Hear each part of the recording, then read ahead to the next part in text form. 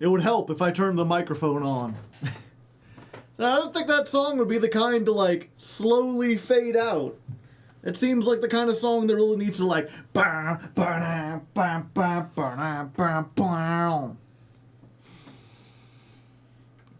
yeah. Welcome, everyone. Are you having a good time, a fun time, a good fun time? You know the standard intro. I don't know how I came to it, but it's become the standard intro. If you didn't know, today's weather, going in reverse order, we listened to Born to Be Wild by Steppenwolf, sort of the iconic, the like, epitome, the cosmic ideal of what a motorcycle riding song would be. If you're a biker, you gotta listen to Born to Be Wild. It just fits. Then we did Slow Ride by Foghat, which I think is also kind of a bikerish song. I'm not exactly sure, but it definitely fits the mood. It's got those grindy guitars. And then we did Axel F by Crazy Frog, which is not the most bikerish, but the music video features a crazy frog riding a motorcycle. And, you know, he was popular enough that they made a video game about him riding a motorcycle. So it's motorcycle, it's biking related. We did it. Speaking of which, that just reminds me, I've been trying to think of other songs that fit. And I just got one. It's like only tangential.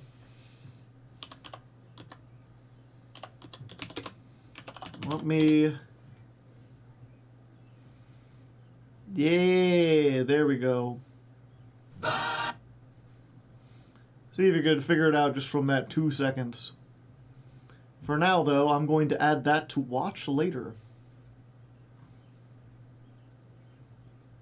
Yeah, someone in chat. So who else is coping about the new pack announcement later this week? We'll have something actually good. I don't think Blue Eyes is broken, but it'll definitely been represented in the game the last week or so. Feels like Tenpai all over again, speaking in terms of popularity. Somewhat? I don't know. I don't mind the Blue Eyes that much. I would rather fight Blue Eyes than Tenpai. Like, yeah, you still have a bunch of non-games because it's a hand trap format, and there's a lot of times where it feels like what we could have done is just, like, showed each other our hands and been like, oh yeah, well you have more hand traps than I have starters, so you win. Senrath, thank you for the Prime hype. But yeah, that's not unique to Blue Eyes. I don't think they need to hit Blue Eyes necessarily to stop that. A lot of that has to do with Master Duel's format specifically, because they have Max C. Max C, in addition... That's the thing a lot of people don't realize. In addition to being a really good hand trap on its own, it makes all other hand traps better by proxy, because you have a chance to draw into them with Max C. So there's a lot of mediocre hand traps that maybe would not see play, a lot of builds that rely on like 18, 20 hand traps, which are carried by the fact that you can just, like, activate Max C and draw into all of them. You don't really see a whole lot of people in, like, the TCG who will run, like, one Droll or one Nibiru, knowing that there's a chance someone will take the Max C challenge and they'll draw into it. I want to ride my bicycle. Everyone in chat's just singing it. Just listen to Motorhead. The only Motorhead song I know is Ace of Spades. Is that about motorcycles? I don't think it is. If you wanna gamble, I'll tell you how to win. You win some, lose some, it's all the same to me.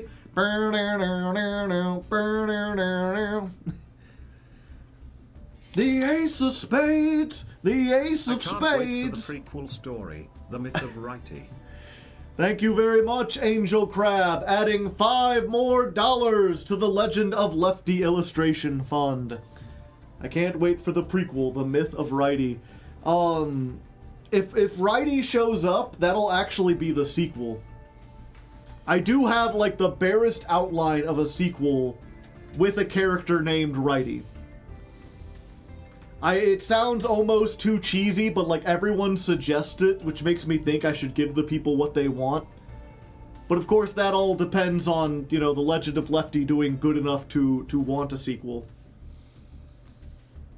If anything, if I did a prequel, it would be either The Tragedy of Old Blue, or it would be The True Story of Scaevolas.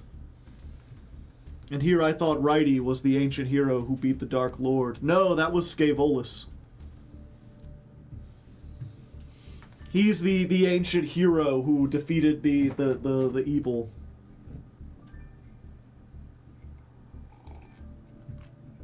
Uppy, downy, fronty, backy. It really doesn't... I hope we get more random support stuff than Ryziel or Malice right now. Yeah, it'll be interesting. There's still some... what other stuff are we missing in the game? Other than Ryziel and Malice. There's like that new ritual deck. There's that other one that's like a tri-type, I believe.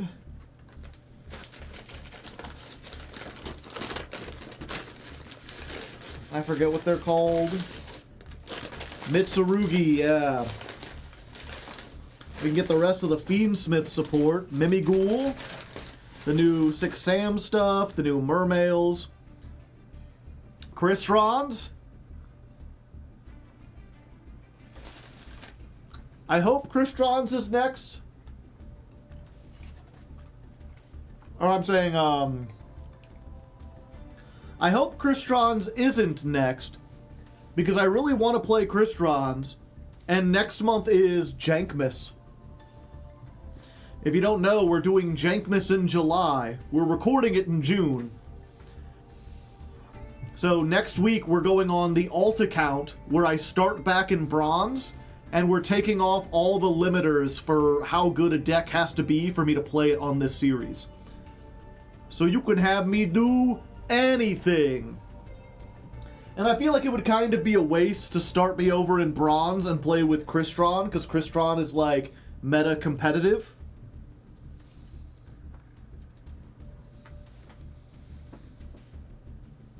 Time to play Warrock. Yeah, I could do Warrock. Cloudians.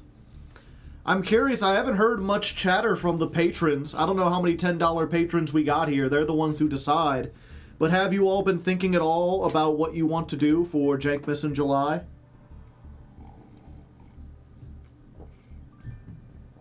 Dustons? Dustons don't even have like a win condition. I mean, for Jankmiss, I will play anything. But I'm saying, like, Dustons are going to be like, summon a bunch of Dustons, make Appaloosa. Summon a bunch of Dustons, make access code. Like, it's not going to be a thrilling and interesting thing.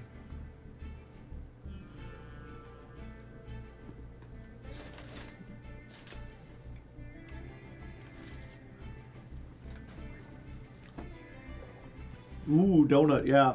It's a really good one. Summon White Duston, go full Fiendsmith combo. Yeah, if possible, I'd prefer to do something that's like an actual archetype, something with a game plan, just a weaker one. I think, what's it called? Nemluria was a great example to start with the Jankmiss. But I think, yeah, Weather Painters would be good, Pure Performapal. I could try the Gimmick Puppet FTK.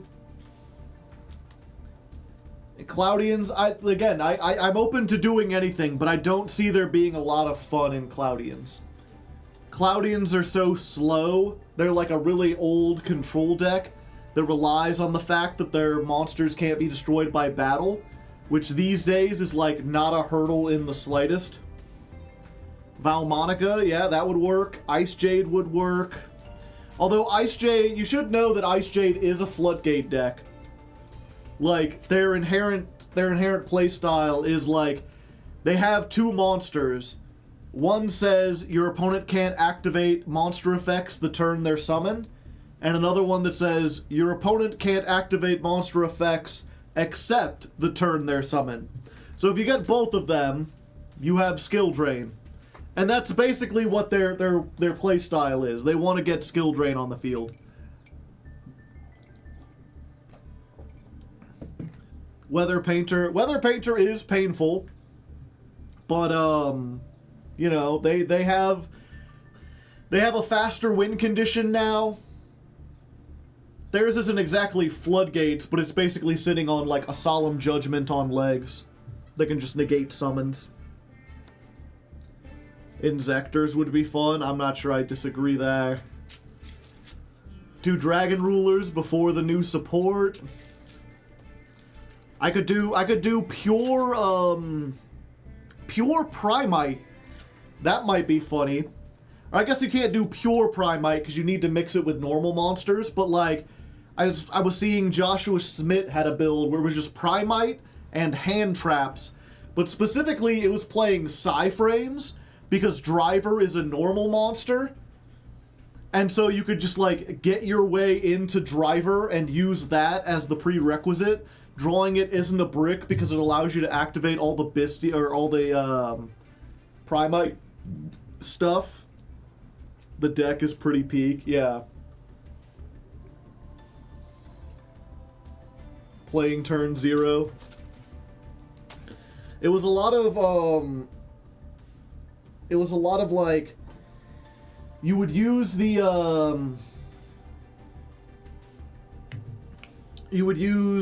Psy-frames, and then you also played like 3 Hop-eared Squadron. So once the Psy-frames summoned themselves, you could bring out a Hop-eared and then like synchro again.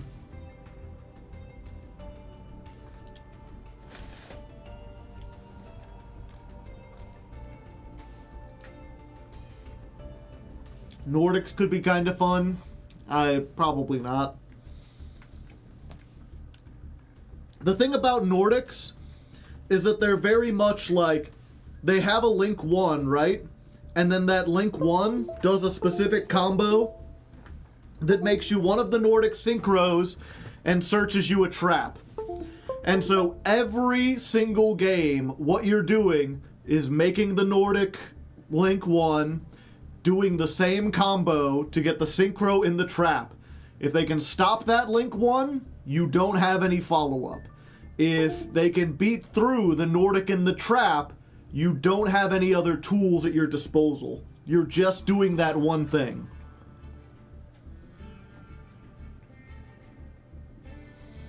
Actual Adventure, a true Brave deck. I mean, everything's undone now, yeah.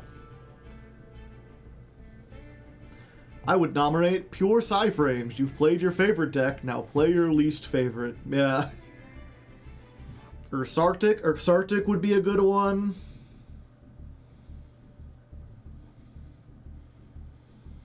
Yeah, Nordics have a very, very linear game plan. And again, I would still, you know, I'm not saying this to say, like, you're banned from suggesting it. I'm saying this to, like, know what you're getting into.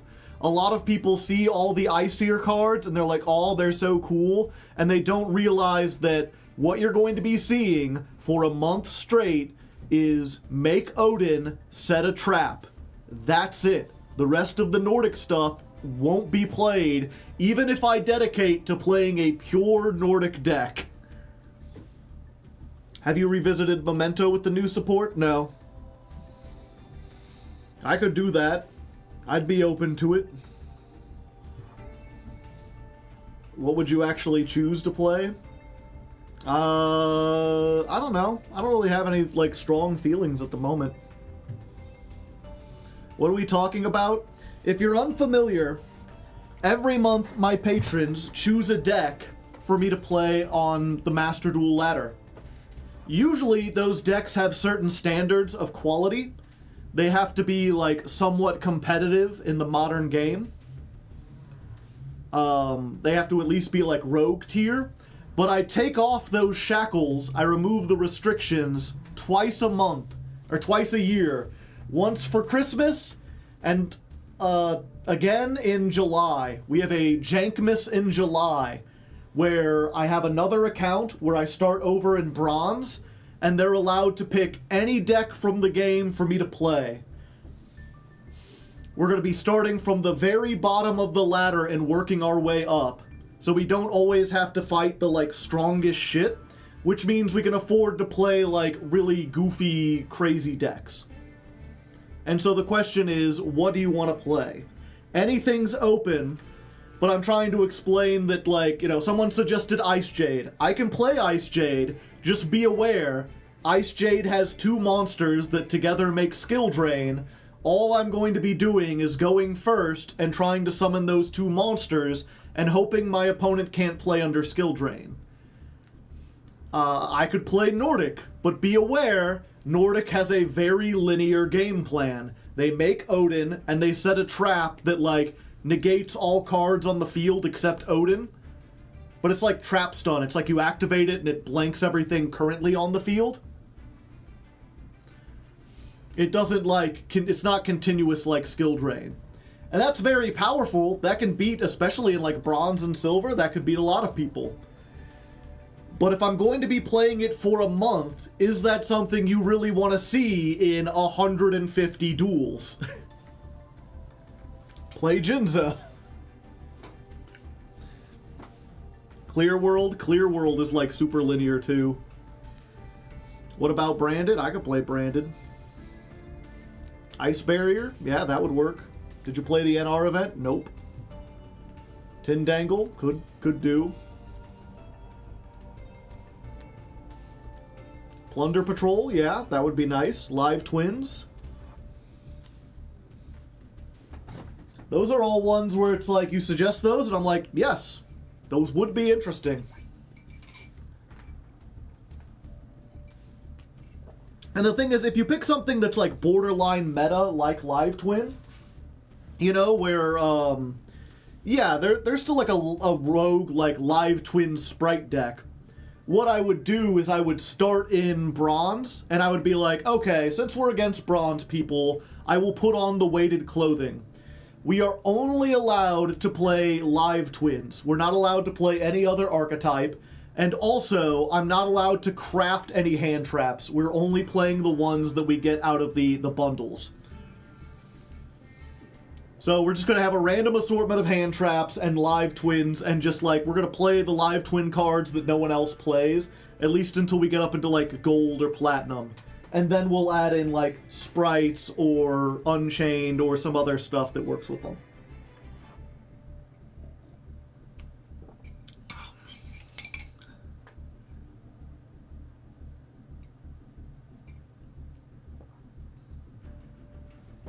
I'm still on my Master Duel boycott. Is Cyber Dark Worm in the game yet?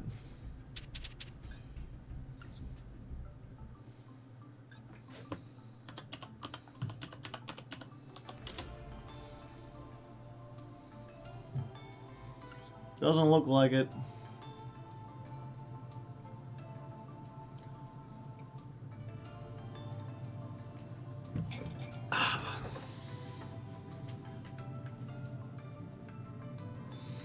All right.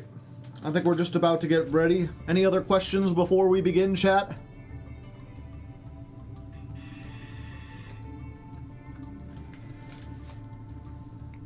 Do you hear that sound?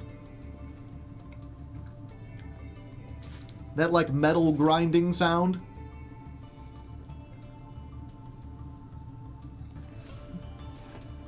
What's the meaning of life? 42. How's the donut? Excellent.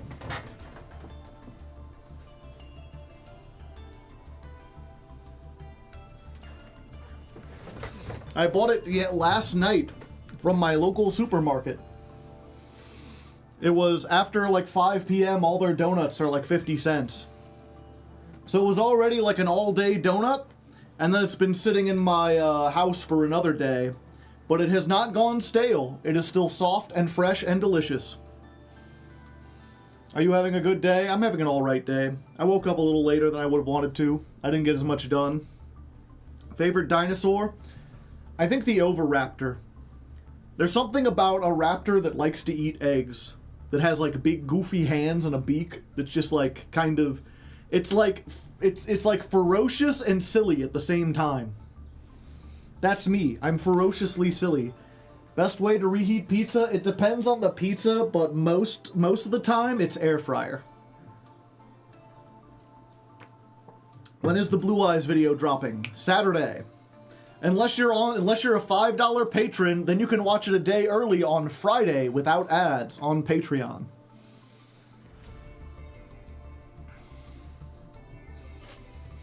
Do you like blueberry donut? No. Because I don't like fruits. I think blueberries are fruits, right?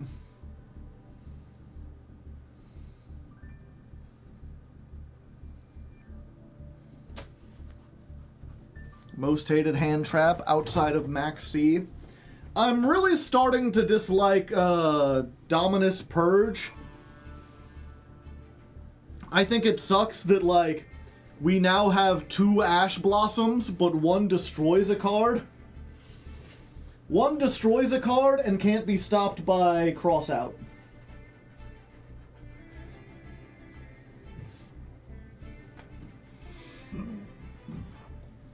I know Dominus Impulse is like... Dominus Impulse is stronger and probably more frustrating to play against, but at least it's unique. At least it does something that, like, you know, you can like play around, like, oh, they've already activated the impulse, now I can do this. It's frustrating now that, like, I can't be like, okay, I've baited out the Ash, so now my search can go through, because there's a chance they have Ash 2!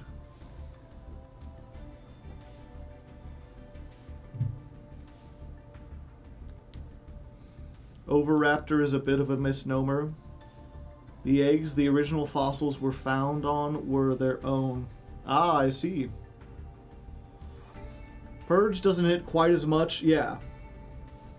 But when it does it might just be because, basically I tried to play over the weekend, and every time I did, I played, like, I think 5 games. 5 or 6 games. No, I played 6 games, and I lost 4 of them. And 3 of the ones I lost were, like, you know, opponent had Ash, opponent had Imperm, opponent had Valor, opponent had Dominus Purge.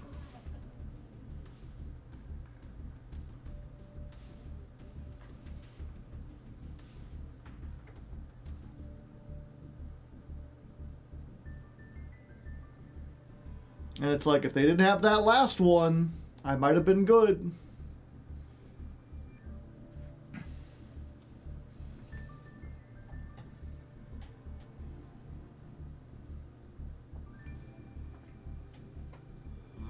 If they purge with no Ash in hand, yeah. Well, that's the thing, is they usually save it for last, so it's one of those things where, like, I think I'm safe, I think I've baited out everything, and then they hit it. And then it's like, well, my hand was all extenders, I had nothing but gas, but those 4 hand traps stopped it. And then as soon as their turn comes around, they're like, discard Maiden, set True Light get Wishes, Wishes discard a card, get Sage and something else. Get Sage and Majesty, normal summon Sage, add Effect Valor, turn into the Spirit Dragon. Get Mausoleum, normal summon second Sage, get another Effect Valor. Summon Blue Eyes, summon Spirit Dragon. I just got Max Seed 3 games in a row, yeah. What is the Avatar of Pot doing with generosity? His best. Gaiden325, thank you for the primest of hype. The typical thing of the meta, yeah. And that's the unfortunate thing, is that Goblin Bikers, they're just a little behind the curve. They have some one-card starters, but not enough.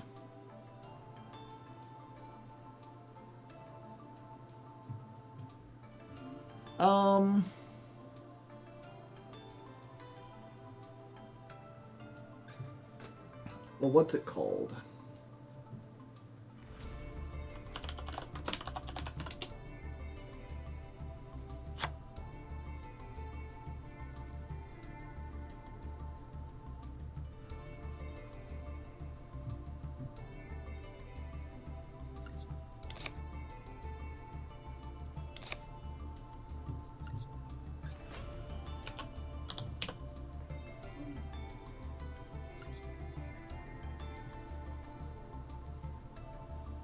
A deck of only C cards.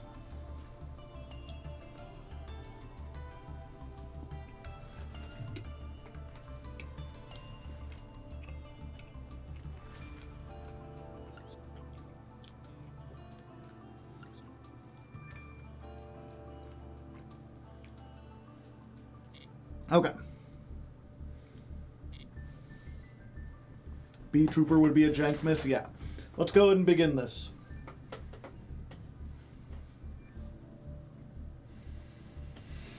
Oh, well, hello there. Welcome back to stream number 2. New shirt, Hardleg here, and a brand new stream. Okay. And welcome back, every pony, to stream number 2. A whole weekend has passed since you've seen me last, and while I tried to play several duels over the weekend, I didn't get very many in. Part of that was because I had to spend a lot of time cleaning up my bathroom. It was really, I don't know how to describe it. Someone really made a mess in there, and I don't know who, because I'm the only one who lives here. And, it has me a little worried. There's some spaces of time I can't quite remember what happened. But either way, other than that, the format itself is just a little janky. It's very hand trap for messy ghost. Okay, let's try that again. I got a little bit too lost in the sauce. And welcome back, every pony, to stream number 2. A weekend has passed since you've seen me last, and while I tried to play a bunch of I intended. That's what I need to say. Okay. And welcome back, every pony, to stream number 2. A weekend has passed since you've seen me last, and while I intended to play a whole bunch of duels over the weekend, I only got like 6 or 7 in. It wasn't that many. Part of that was just me being very busy. In addition to trying to write my novel, work more on that, there was also a huge mess in my bathroom I had to clean up. It was, it's kind of weird, actually. It was like someone just went and had a party in there. Just toothpaste everywhere, stuff all disheveled, just an absolute disaster. And I don't know when that happened, because I'm the only one who lives here. But I do also have some gaps in my memory that are getting a little troubling. But also, you know, just in general, the Yu-Gi-Oh! Format's not the greatest. I mean, I prefer Blue Eyes to having to play against, like, Snake Eyes, but it's also very much a hand trap format. A lot of games there I feel like we could have just... A lot of games where it feels like me and my opponent could have just showed each other our opening hands and figured out who won from there. It's a little frustrating and really difficult to do when you don't have chat here. I mean, I don't want to complain about my job. I'm very fortunate to... Okay. Goblin Joe? Never heard of him. This is the guy... Yeah. If you don't know, chat, if you weren't here last time, we've been doing a little storyline where, like, Goblin Joe takes over whenever I rank up. And at the end of the last episode, after he won the rank up game, he basically was like, "Ha-ha! This is my place now, and I'm going to do unspeakable things to his bathroom," as he, like, walked off stage. So that's why I'm having this little bit in here, just to be like, there was a horrible, horrendous mess in my bathroom. I don't know how it got there. I'm trying to get an actual, like, storyline as thin and easy as it is. Big truck. biggest one.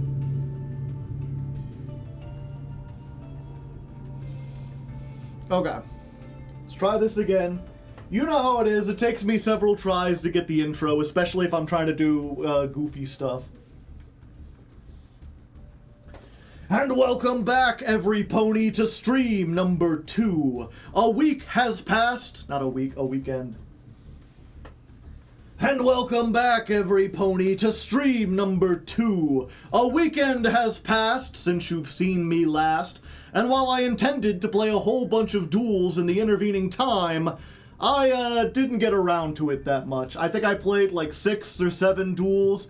Part of that is just because I was busy, you know, in addition to working on my novel, trying to get that up to snuff. There was also just this huge mess in my bathroom. Just, it looked like someone had a party in there. There was toothpaste everywhere, toilet paper. It was awful. And I don't know when that happened, because I'm the only one here. But either way, I had to clean that up. And then when I actually got around to dueling, the format was just not very fun. I mean, don't get me wrong, Blue Eyes is better than dealing with Snake Eye, Yubel, Fire King shenanigans, but it's very much a hand trap format. And while those can be fun if you're like going back and forth and having this nuanced game, unfortunately Goblin Bikers just can't play as many hand traps as a lot of these other decks. They don't have nearly as many one-card starters. And so oftentimes it feels like the game is decided as soon as we draw our opening hands.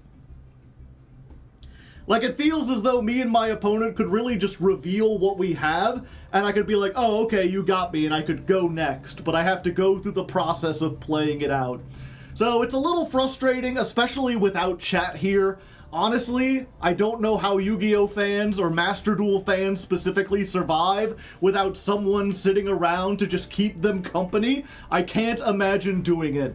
But we're here, and I've got chat with me now, so hopefully we're going to make some progress. I have updated the deck just so slightly. We've just changed a couple ratios around. Namely, we added in one more starter in the form of Tour Guide, and we actually took out the cross-out designator because I felt like 1 in 46 wasn't worth it for something like that. And because we took that out, I also took out the Effect Veiler because that's like a less useful hand trap in this format. So we're down to 45 cards. I think this will be a little tighter, a little easier to work with what we want it to do. And if not, maybe later this episode we'll add in a Fiendsmith package. That would give us a few more one-card starters, some ways to bait out Ash and like Dominus so that our Goblin Biker stuff can go through. Of course, we'd have to take out some Goblin Bikers or some hand traps, so that'll be a little difficult figuring that out. But that's a problem for future me. For now, I am current me, and we're going to jump onto the ladder, see if we can make our way up into Diamond 3. Okay, we did it. Dawn of Stream 2.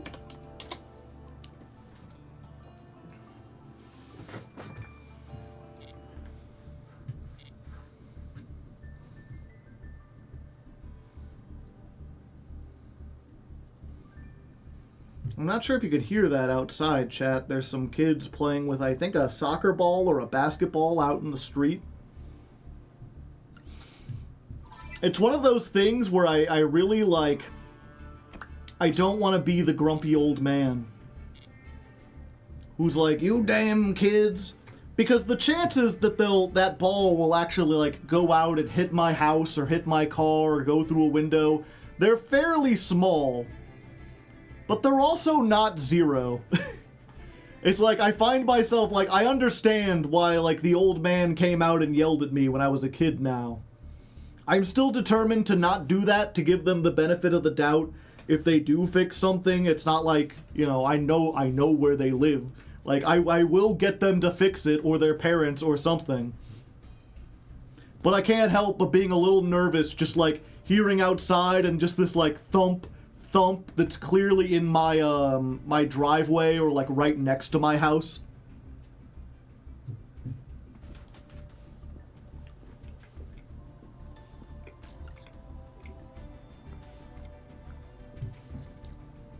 It's like I'm hearing my neighbor's fence, my next door neighbor, getting like, they're kicking a ball with a lot of force and it's like really rattling it. And it's like, if they go a little bit off, they could easily break a window.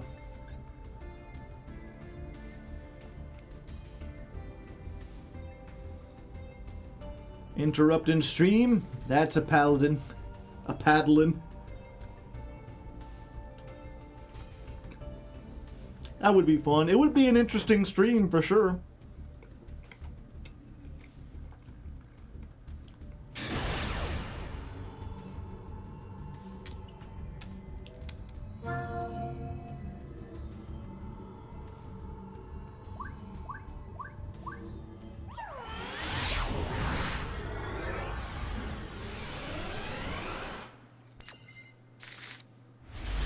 Alright, first duel of the day. Serving it up, Hardleg's way. Gotta make myself small. Small leg. We are going second, and we have no hand traps except for Magnamut. They seem to be very hard on starters. Normal summon Ash, activate Infernoble Arms Durundle. Just getting set up for next turn. Alright. Now, of course, if that's an imperm, I think we're kind of screwed. Zero.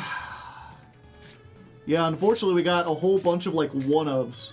Just, like, discount one-of warehouse. And none of them are wind. Yep, we just have to try this. Go tour guide. Fetch me the tools.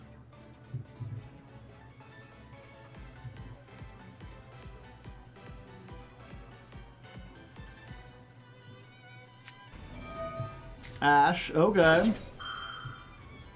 But I do have the called by.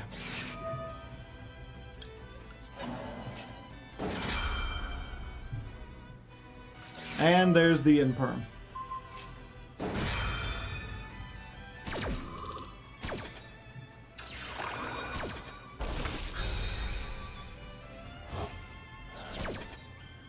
Yep, and unfortunately, pretty much the same thing would have happened if I had activated Clatter Sploder or Mean Merciless. The only difference is they wouldn't have had to use the Ash, so now they're at least down on both. And we can get rid of this, but now they have Raisin, so they've got their starter. Of course, they're going to be fairly low on cards in hand, which is very important for a deck like Vanquish Soul. And once they kill this, I will have something I can get for Magnamut, so there's a chance we still don't lose this. Vanquish Soul is kind of slow and grindy.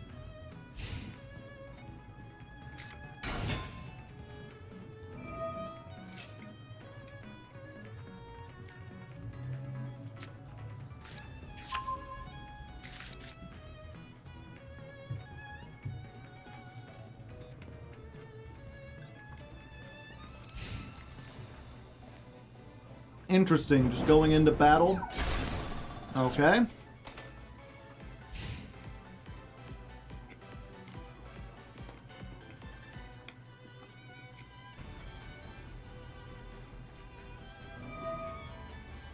Yeah, then they can reveal fire.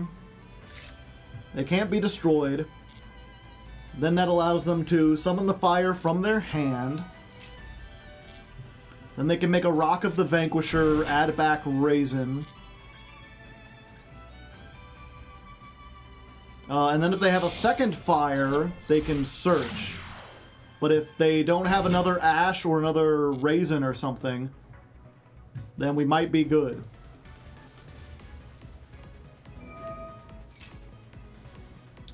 Yeah.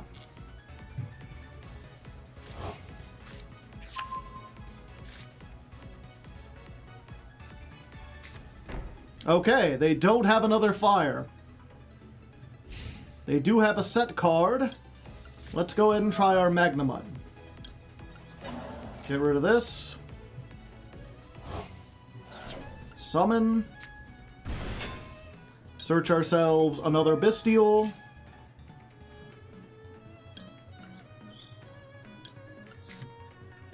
And then hope we draw a better starter. We still have Merciless into Clattersploder is something.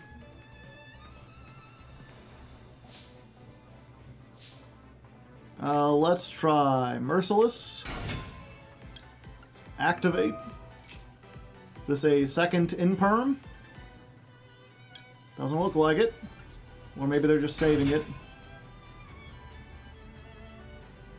I know they've got the one trap that lets them blow up everything, but I'm pretty sure that requires them to reveal 3 cards.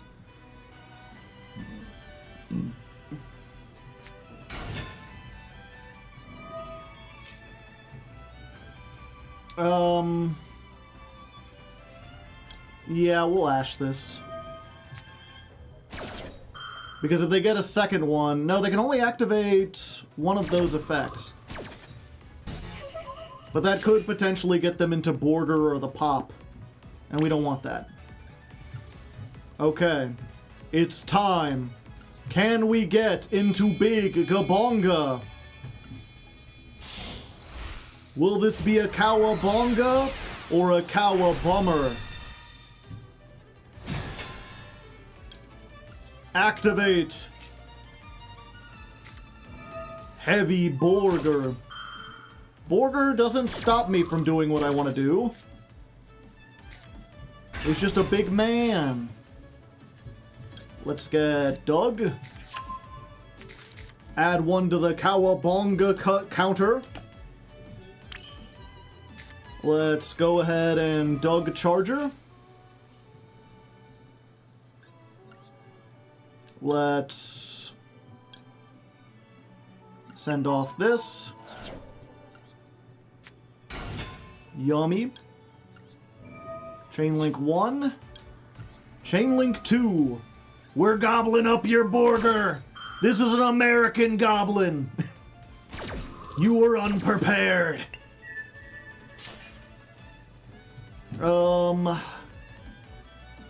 I think we go for this one, actually. Because we already have an Ixie on the field. That allows us to just extend like crazy.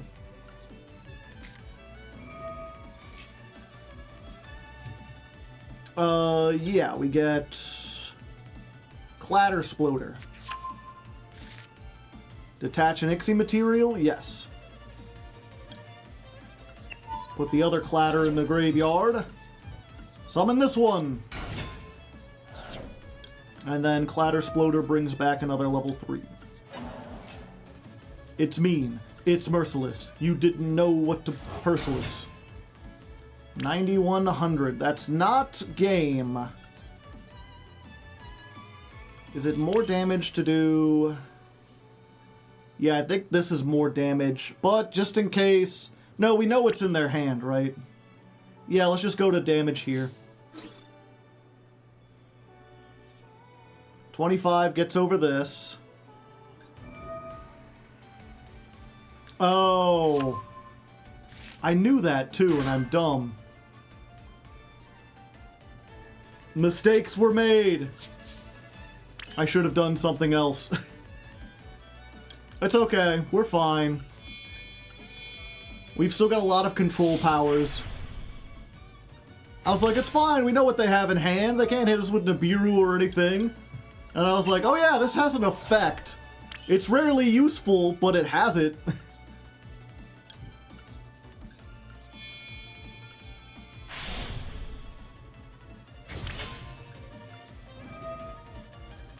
Let's get this.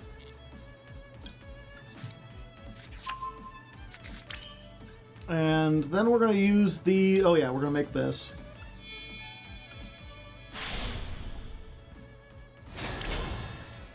And then we're going to make IP. We're going to pee, chat!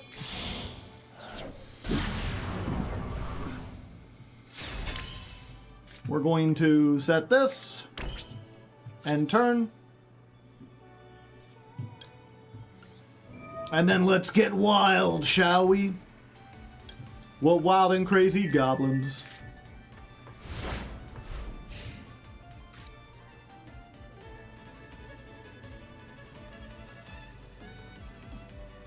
I think we just do this like as soon as we can, right? We have to wait until the main phase.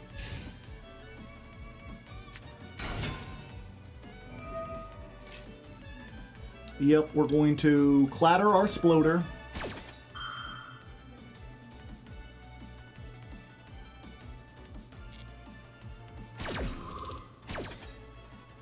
We're going to detach the Gone Wild. Summon.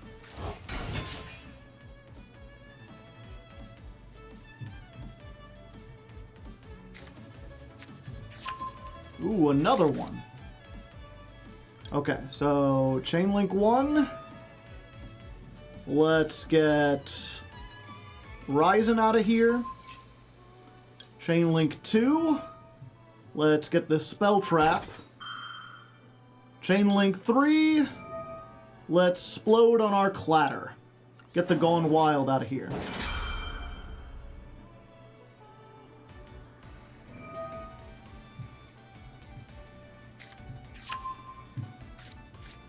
Chain Link 4, they do that. Chain Link 6, Ghost Ogre and Snow Rabbit. What if you had no column? Then you couldn't explode all the stuff in it.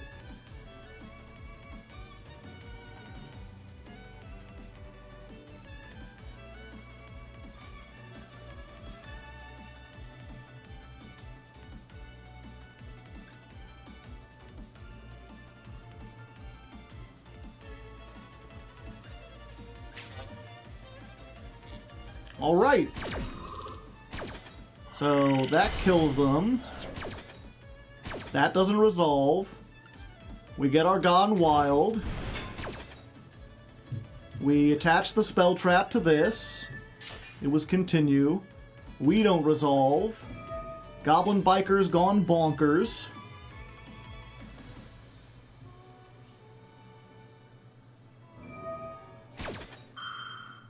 They're gonna add back. We're gonna go, okay.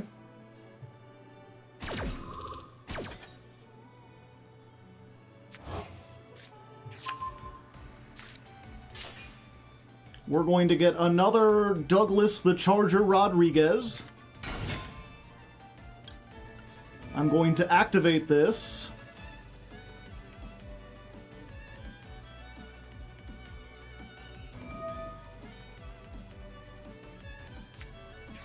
They're gonna add some cards.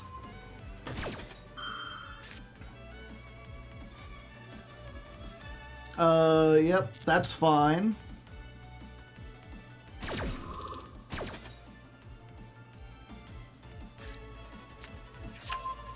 She's the one they call Dr. Madlove.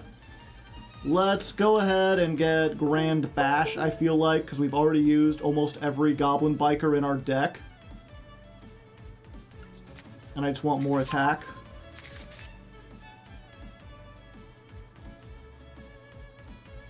Then at Resolution, hopefully. Let's go ahead and do this.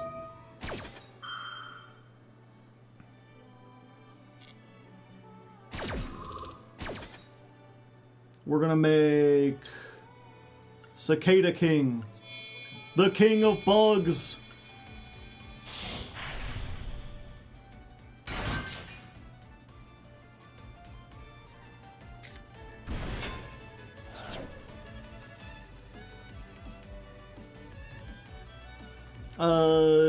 Yeah, we're good.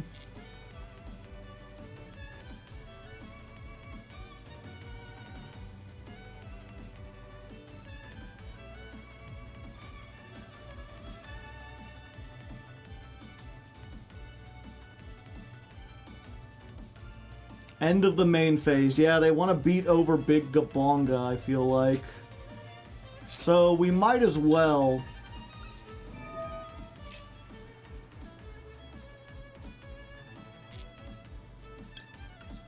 Let's go ahead and make Spa.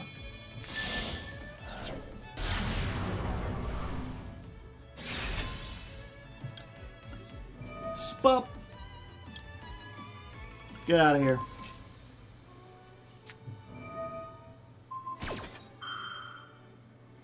And then we will do this.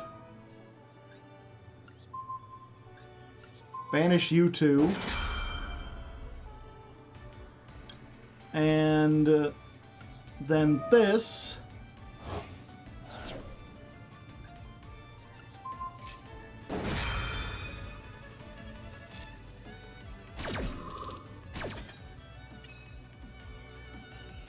Oh, this goes on a different chain.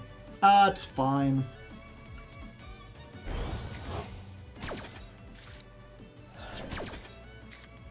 So Heavy Border comes out.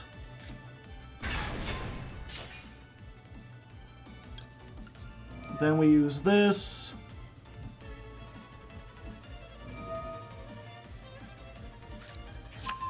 They get to draw one. I will allow it.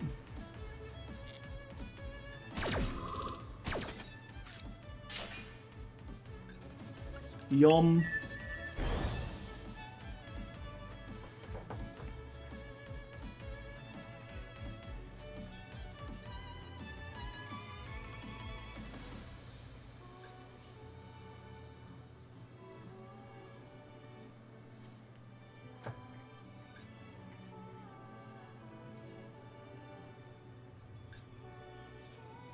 Do they have Typhon? Yes.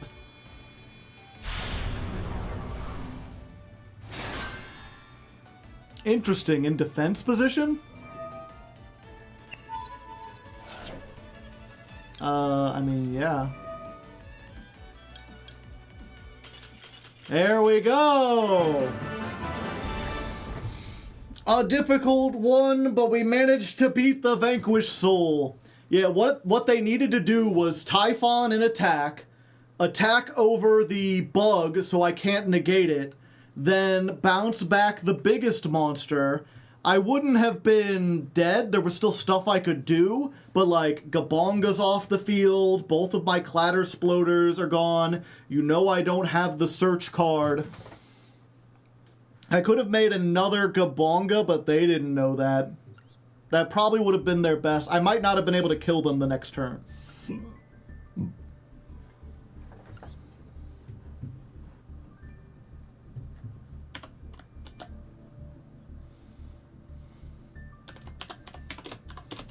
Duel 20 versus Vanquish Soul.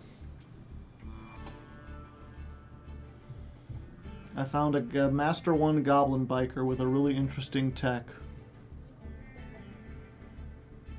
On X, the Everything app. 3 Veiler, 2 Maxi, 2 Ghost Ogre, 3 Terratop, the Taka Tomborg, 3 Ash, 3 Doug Charger. They're playing 1 Clatter Sploder, 1 Boom Mock, 2 Zodiac Whiptail, 1 Zodiac Ram Ranch, 1 Gone Wild, 2 Nibiru, what's it called? Rhoda, the 1 Ixie spell. Only one of the card that searches Goblin Bikers. 2 Fire Formation Tenki. If you're wondering why I'm struggling to read these, it's because it's an OCG list and all the cards are in Japanese, so I'm trying to remember the names. Playing 2 Zodiac Barrage, 2 Called By, a Cross Out, 1 Goblin Biker's Breakout, 3 Imperm, and 1 of the Ixie Trap. And then they're just playing a Zodiac package with 2 Zeus in the extra deck.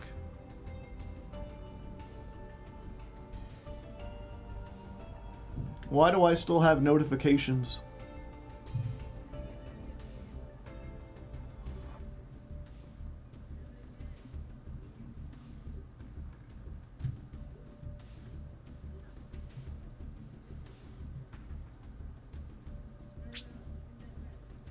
Give me a moment. Let's go ahead and get all these. Yay.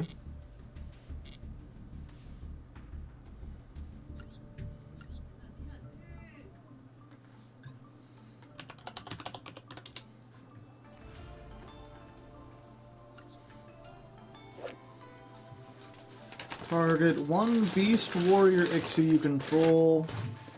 Attach this from your hand to it as material. Ah! I see. I didn't know Big Gabonga was a Beast Warrior.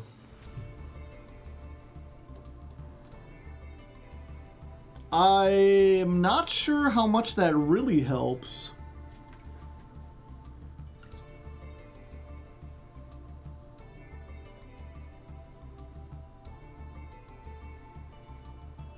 After damage calculation, yeah.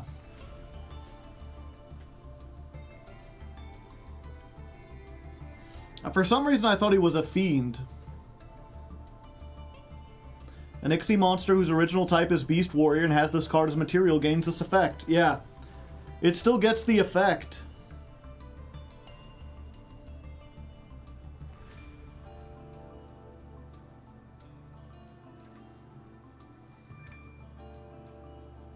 I think that's the only one that attaches itself. I'm just struggling to think, like, okay, first turn, if we open with a Whiptail, that doesn't increase our combo. It doesn't help us do anything. It's just, like, I feel like it has the same equivalence of, like, playing Honest. Because this is a light, which is that if we go first and we make Big Gabonga and our opponent doesn't expect it and they attack in, we can do a funny thing. But so far, all my problems have been getting to Big Gabonga. As you can see, we've played 20 duels. We have a counter. That's what the Cowabonga counter is how often have I resolved the effect of Big Gabonga? 5 out of 20 games. Most of the time, we don't get that far. Bunny Noel. I assume that's meant to be bunny. It's like B-N-U-Y-Y. Bunui. Noel. Thank you for the 7 months. Hi, Joe. Howdy. Let you play Trident if you have Terror Top? Yeah. Is this stream number 1? Fuck. Why didn't anyone recognize that?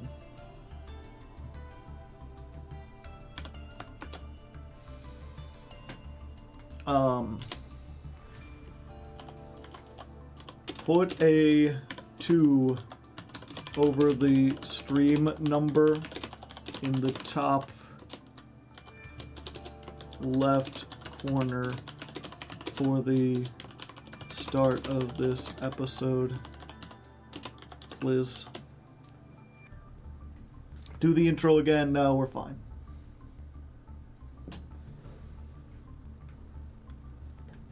Yeah, I mean, if you open with, whatchamacallit?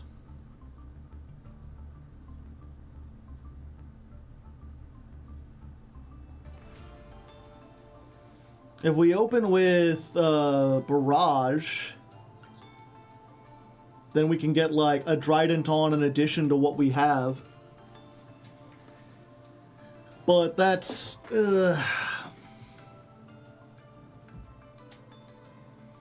I don't feel like crafting 2 Barrage.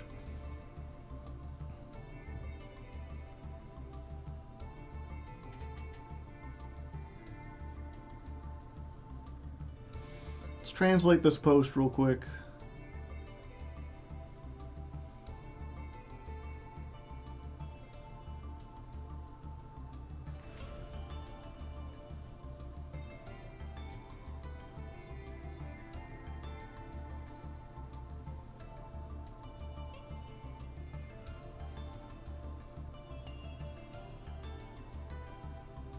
Yeah, they're playing 2 Tridents and 2 Barrage. I don't think I want to craft those just to try to play this. I'm reading the translated thing of their post. Achieved with 12 Beast. I guess that's what they're called in Japanese. The Zodiacs. Zodiac Goblin Rider. I wanted to use it because it has a lot of triggers and is easy to turn things around when I'm on the second turn. I want to use Zodiacs, so even if the first turn is weak on the board, I can fight with the triggers, and the strengths are that I can push forward with the second turn triggers, number of moves, and Zeus. What was strong was that if there were a lot of, I assume that's Bagomax? I assume that's Gabonga triggers. It was also good at receiving G, which is Max C. Nullification type hand into Gabonga, otherwise Locust. Wait, no, they have Gabonga. What's Bago Max?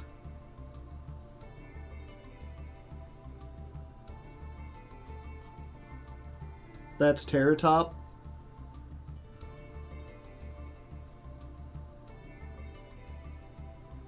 Interesting.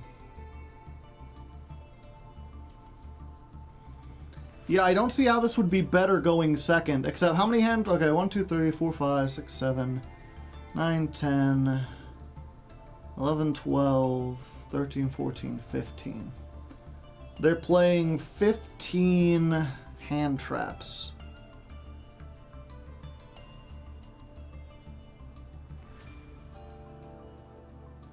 I'm only playing 13.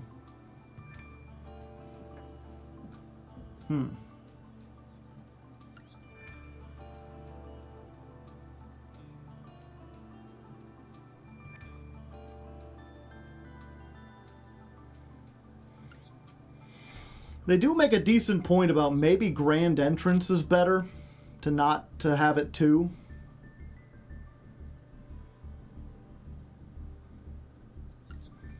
Because all it searches is Doug Charger, and Doug's like one of our weaker starters, but he's also an extender if we've already gotten away.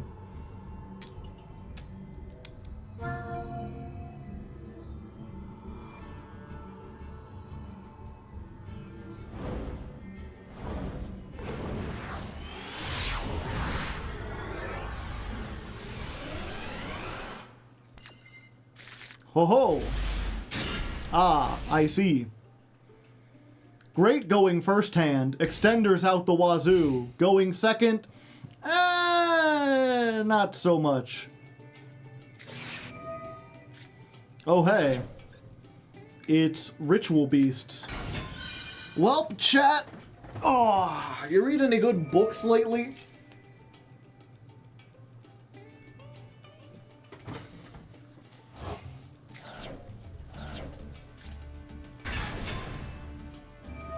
Fissure, yeah, I think D-Fissure does just, like, stop us.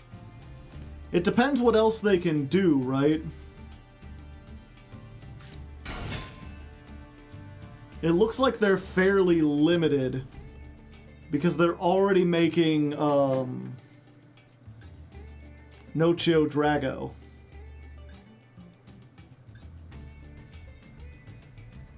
And they don't seem to have activated this.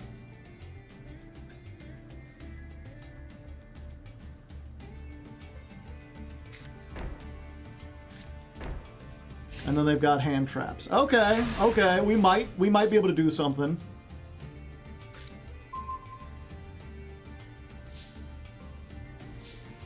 Okay. Let's start with E-Telly.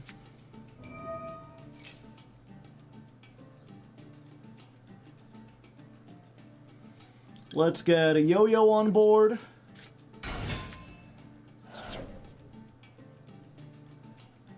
That gives us a free wheel.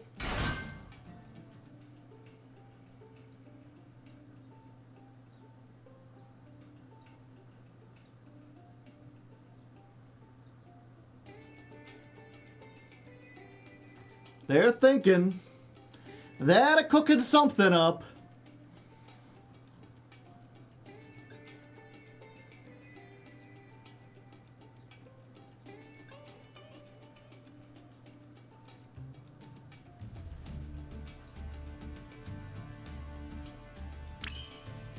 Go for Zeus. That's exactly what I was thinking.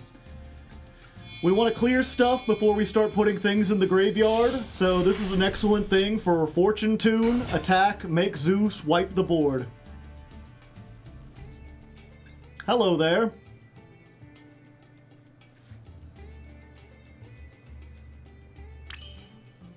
Battle phase. Attack.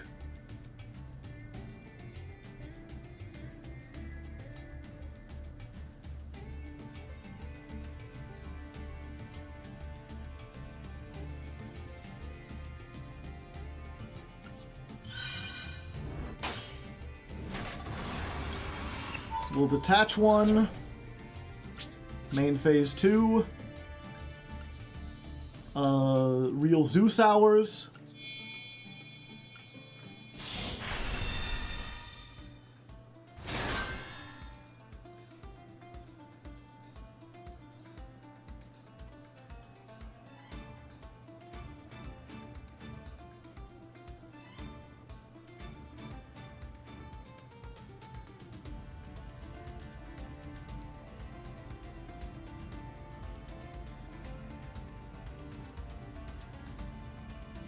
They're blinking. I don't think they're liking this Zeus play very much.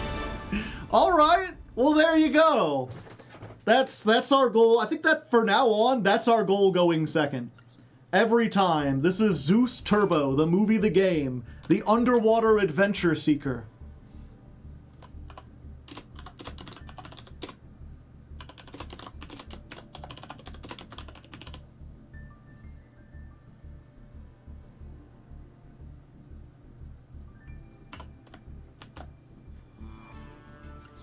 Maybe add a downer to Magician. I was thinking about it.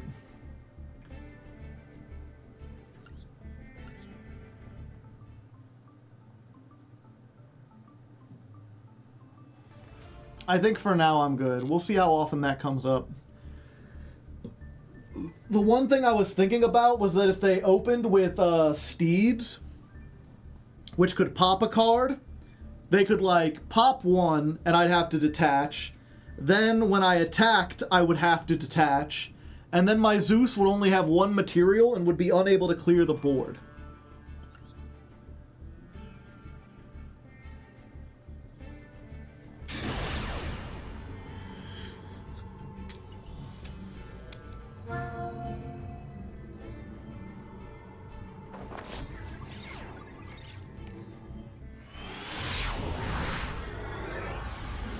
Have we won a coin toss yet?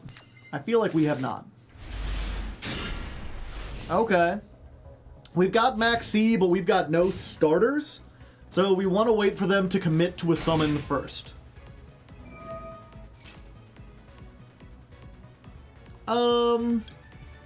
Yeah, this stops the, hopefully it stops the Maiden from coming down.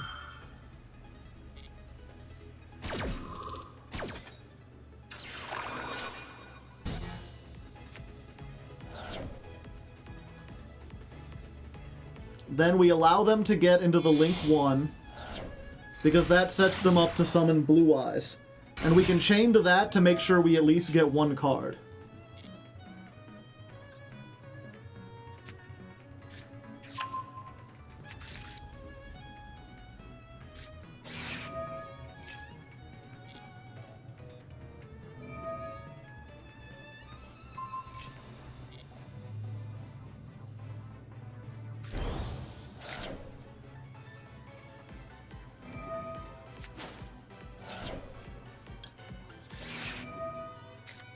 %, still on Max C.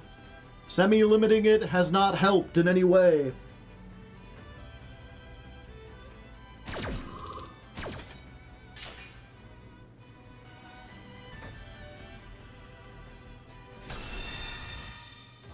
Blue Eyes! Takatomborg! Yeah, or Terratop. Whatever. We drew a 1 starter. That's the important part. Okay. Imperm on the Blue Eyes. It's not as likely as you think. Special summon.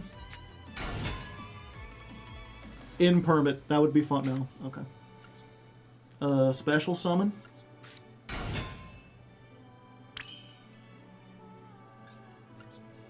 Let's try it. I think the chances that it resolves are like almost 0.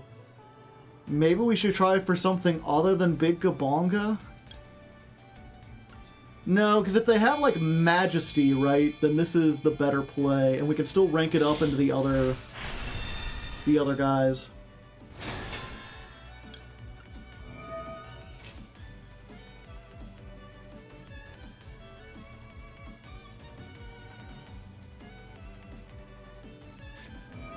Yep, there's an Imperm.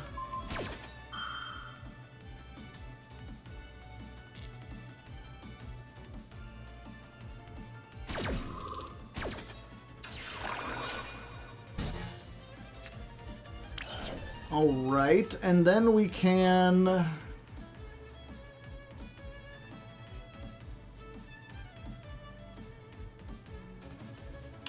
problem is we don't have enough material for it. Maybe the better thing is like E-Telly into SP and then go from there. I think that might be the better option.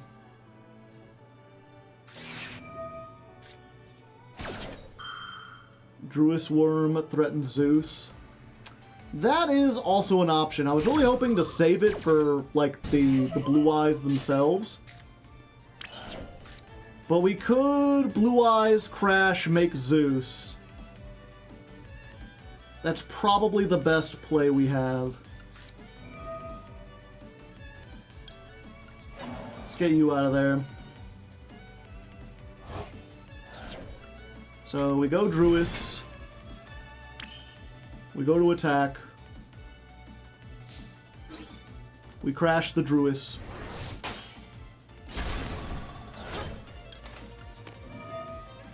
That gets rid of this. Then we attack with Gabonga. We go up into my good friend Zeus. I should not have placed it in front of here.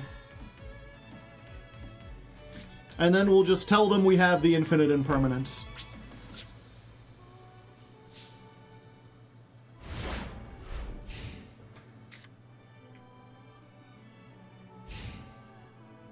Anima ain't real, yeah.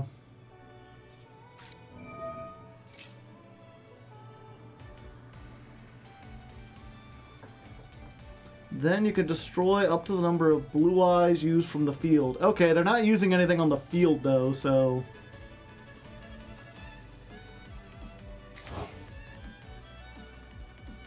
Yep, I guess I should have taken the spirit out.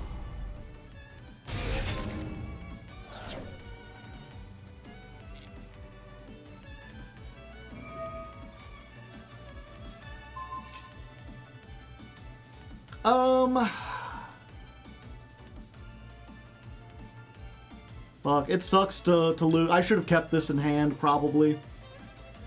But I think we don't want them to get another Blue Eyes into the graveyard in case they have Primite or something.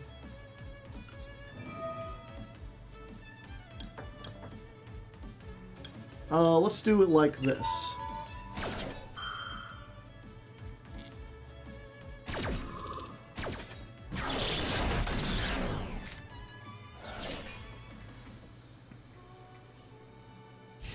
Alright!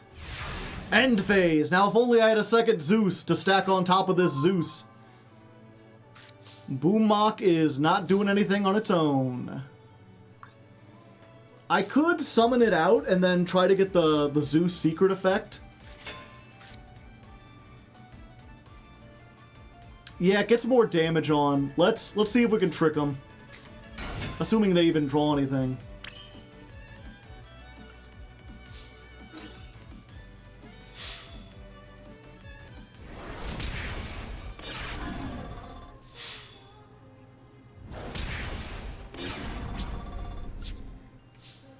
Oh, we could SP a Blue Eyes. They don't have one in there. Gores isn't real. They've got something they can activate in the battle phase. I don't know what it could be. I guess just an Imperm. Oh, hello.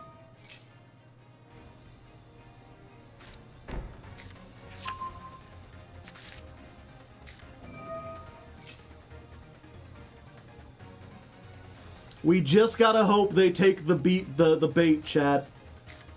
If they run over Boom Mock, then we get the Zeus. Oh wait, this doesn't set it. This sets it. Damn it. Okay. Now they can just summon Zeus and the Drill Beam, or summon Blue Eyes, and then they can Drill Beam the Zeus.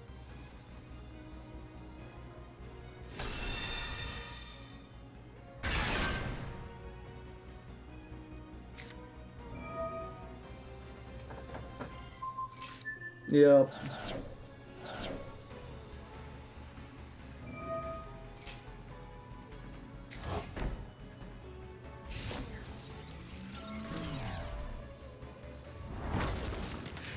Should have just kept this in hand. Not that it would have mattered.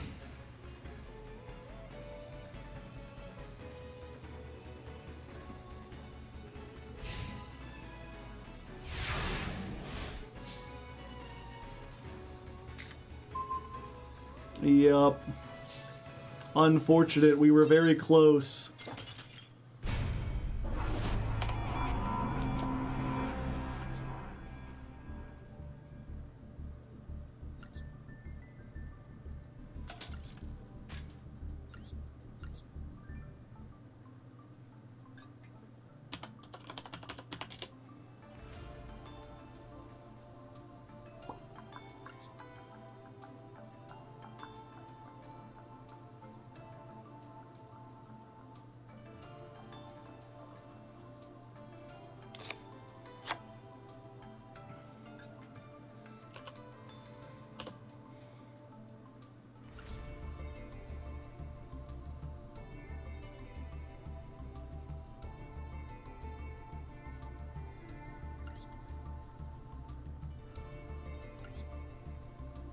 Okay.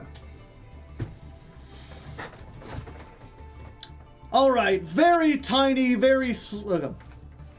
Alright, very tiny change to the deck. I'm only counting this as 1/10 of a version. Okay.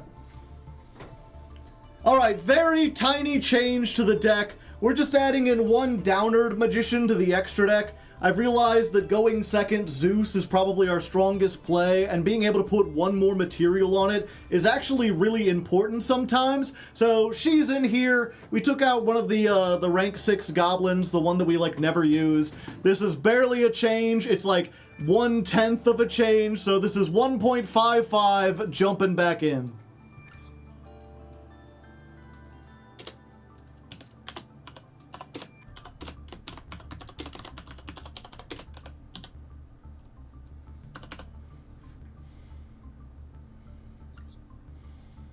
You unlocked the Goblin Biker wallpaper? Oh, did I?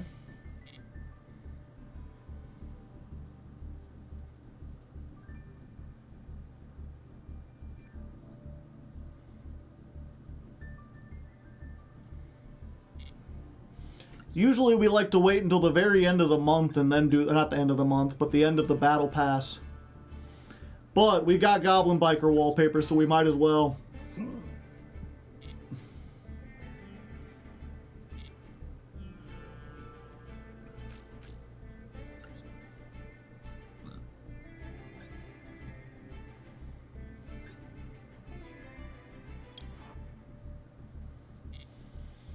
And I was born to be wild. Still no idea who this guy is.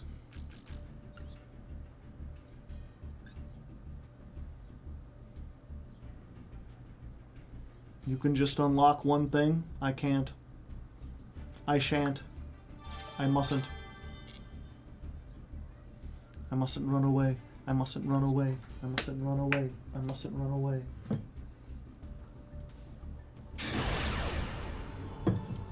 I mustn't run away. I mustn't run away. I mustn't run away. I mustn't run away. The Evangelion Trap Remix.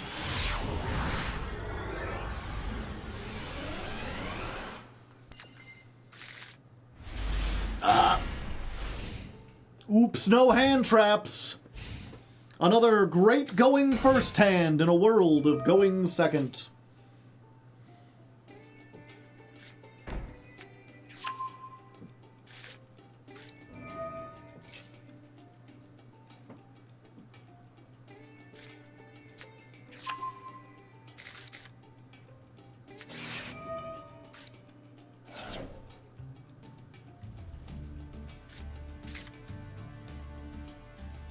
I can't beat Goblin Gabonga just using Raigeki or Dark Hole Bomb.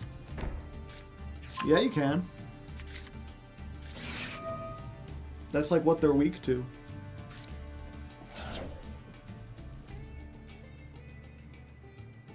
They've got like full Blue Eyes combo. We've got so many starters, but I don't... Well, there's a chance, chat. If they hold off and they let us get into Fortune Tune, maybe we can Zeus them.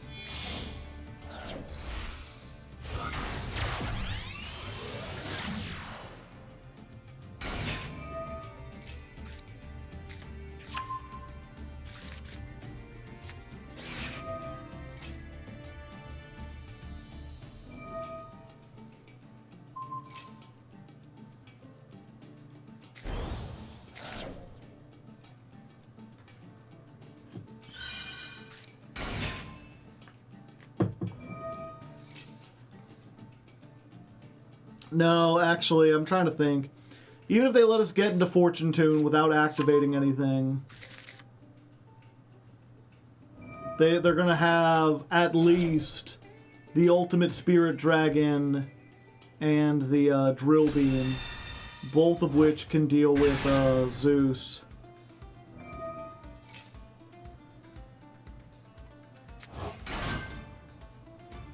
My only real hope, right, would be if they let me get to Gabonga, and then they let me search Doug, and then Doug got me into Breakout, and then I could Zeus in the battle phase, and then break out the Zeus so that they can't target it, and even if they negate the Breakout, everything still leaves. But the chances of that happening are like 0, right?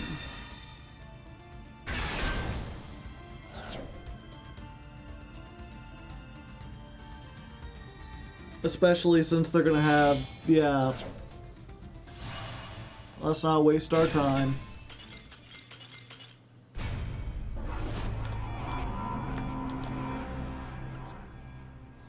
Valor can't be activated in the battle phase.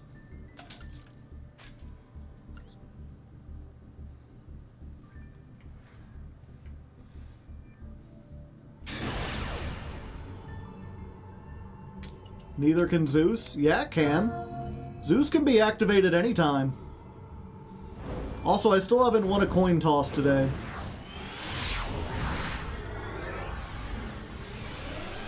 I mean, you can't make it. Oh yeah, good point.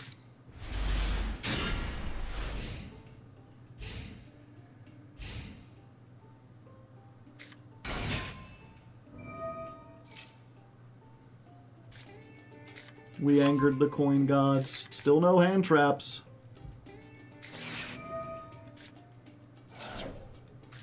Again, going first, this would be... Well, this would still be a shitty hand going first.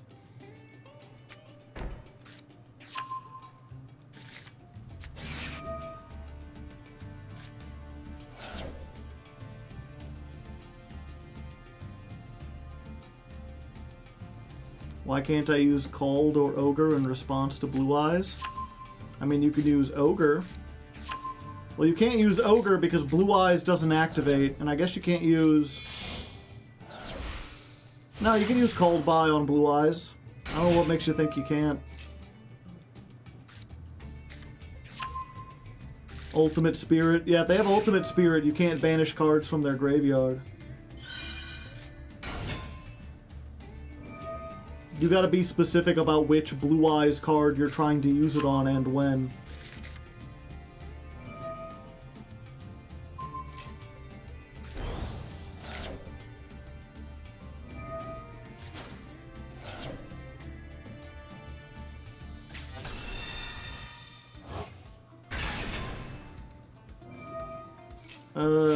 Yeah.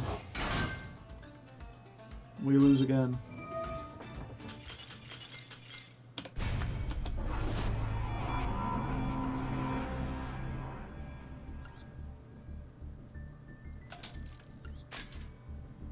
Let's try one more. If we do this again, then I'll add more hand traps.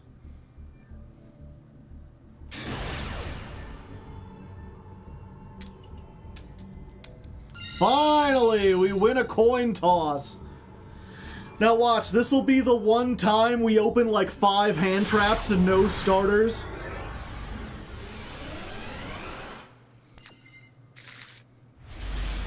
No, they weren't that mean. Although this Takatom board, man, we've drawn that more than we've drawn the Terror Top. Okay, let's start with Dougie. Let's see if we can teach me how to Dougie.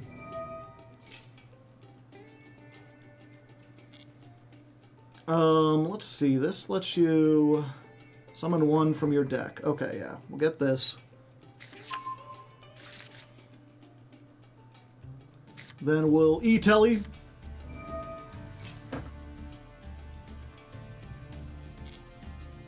Let's get the Tracker.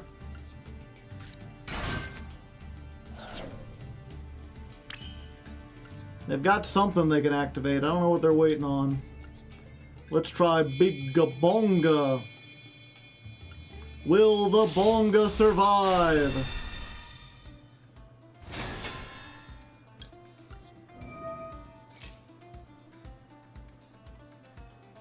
They're allowing it. Gabonga counter goes up to 6. The question is, what do we add?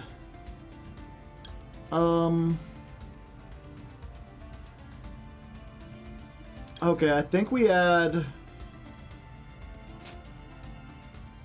Gone Wild. Yeah.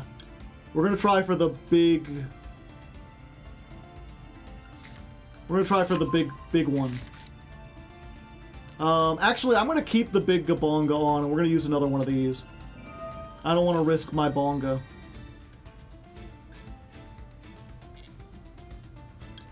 Let's get the wheel out.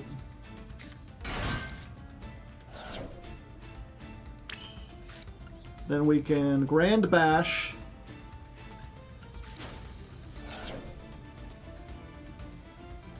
Let's get Mean Merciless. Merciless summon from hand.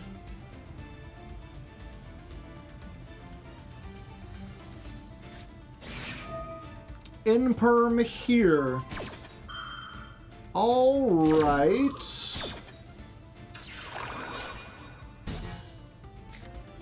That does hurt quite a bit, actually.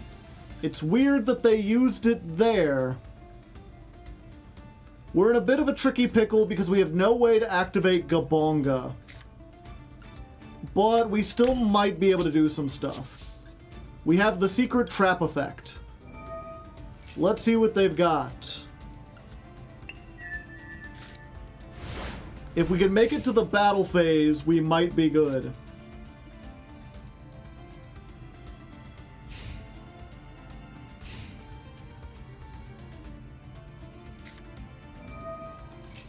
Ah, first movement solo. Melodious. Oh no. Well, my Imperm is useless, and so is Gabonga. I can no longer target things.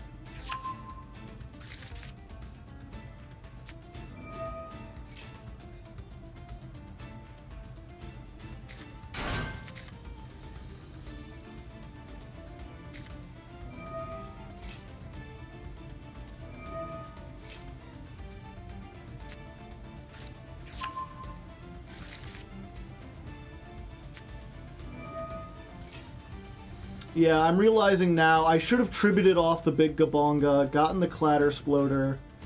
Even if that didn't resolve, I could have used the emergency teleport with that to then get something like this. And then overlaid and made the other thing. Not that it would have helped against this.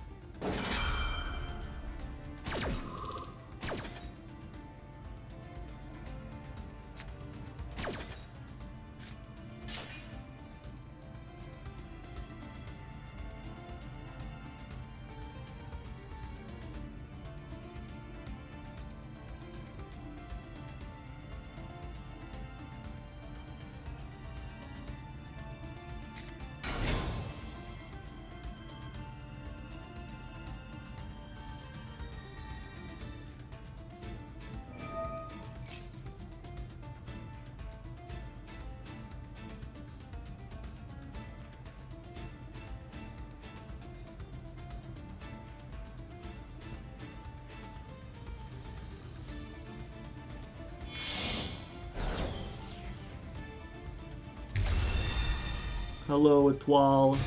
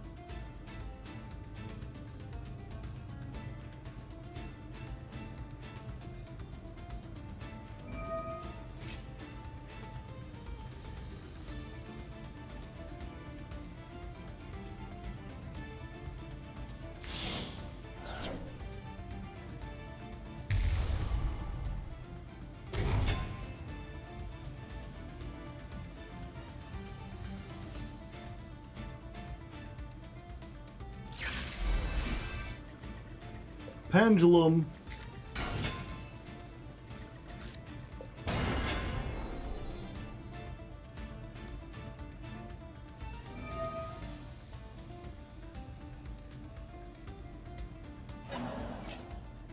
We are 100% dead. It depends if they use their effects before or after the damage step.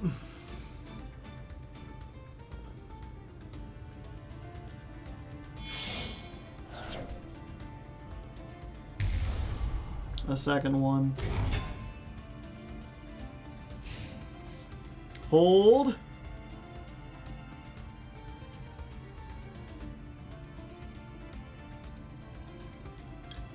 Activate. You should have banished it first. We're detaching all three, baby. Everything goes down by 3,000. Even if you bounce now, you cannot kill me. Granted, I'm not sure if I could play through a Twal plus Aria.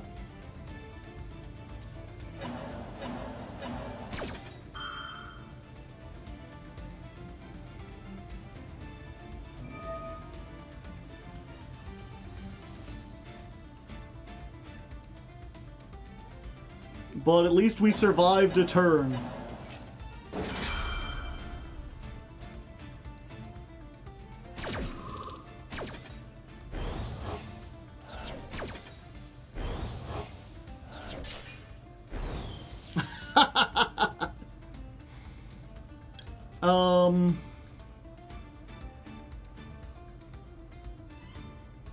Yeah, we're fine.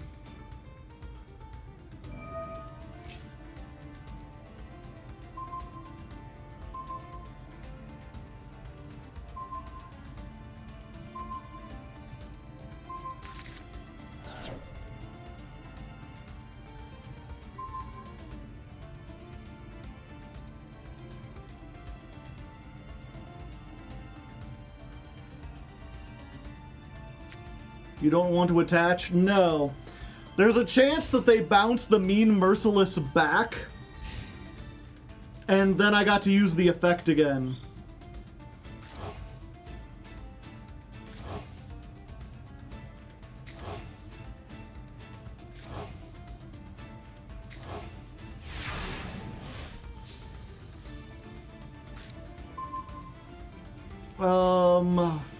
That's not a good one.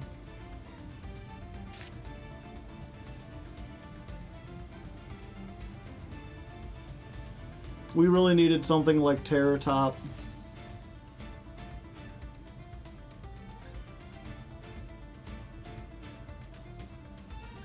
Yeah, it's non-targeting, so even like... Even going into Fortune Tune doesn't help me.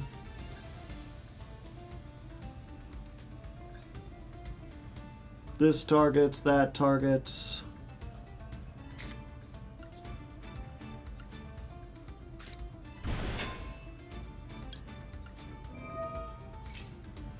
Unless they just mess up really badly.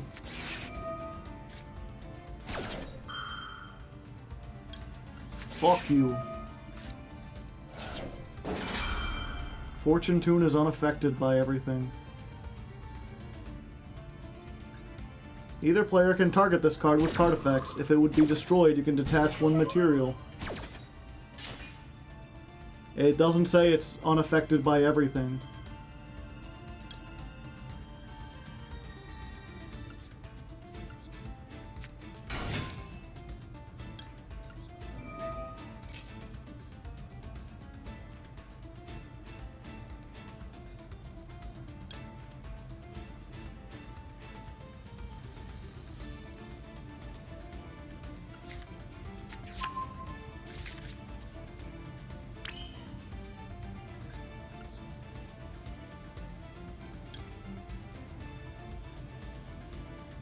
Wait.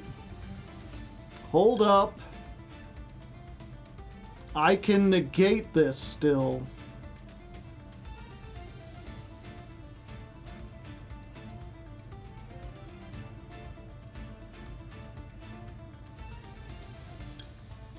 We gotta go for the Bamboozler.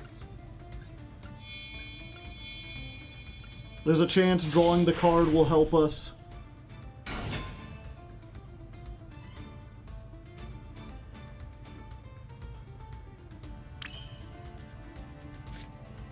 And it's a wind!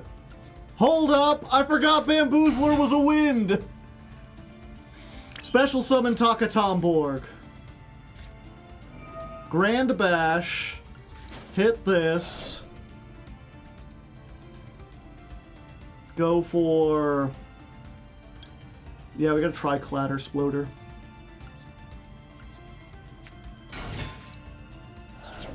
Clatter, summon back.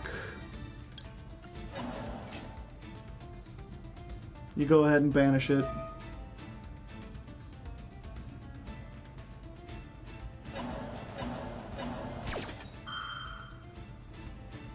Yep, I have to let that go.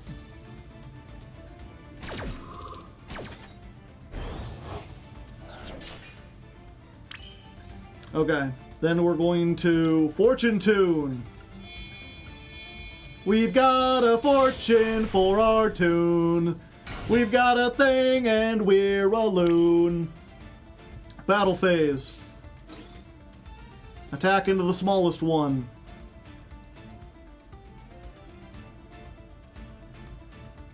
Yep.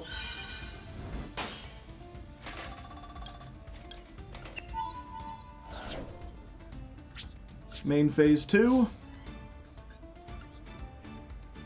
We go into Downard.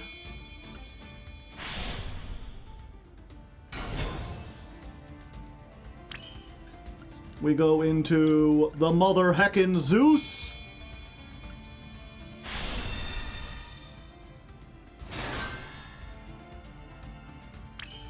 Activate Zeus.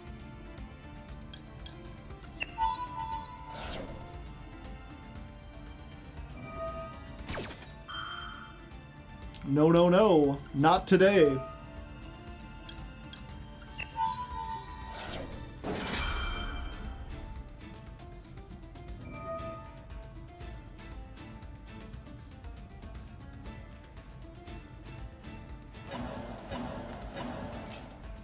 All my goblin bikers banished.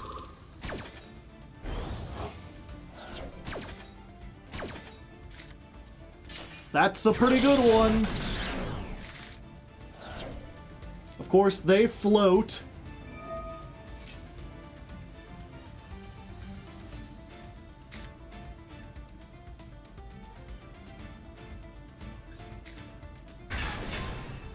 Into her.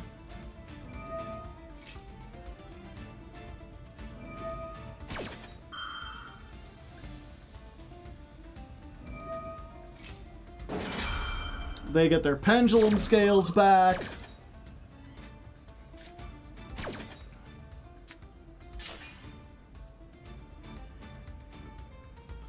I thought we'd have 4 mats after we did this.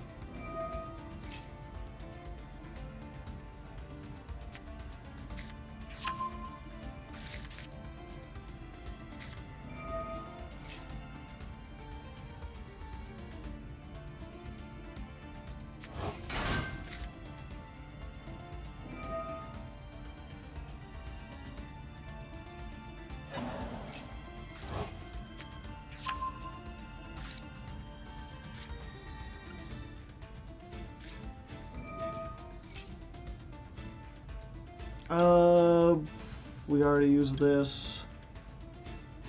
We have nothing. Yep, we just lose.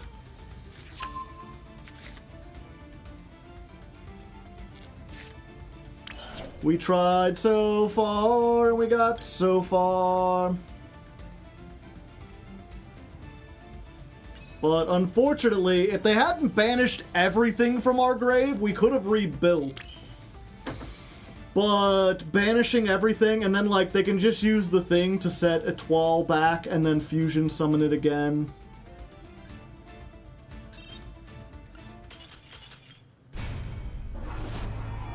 Yeah, we shouldn't have made Fortune Tune.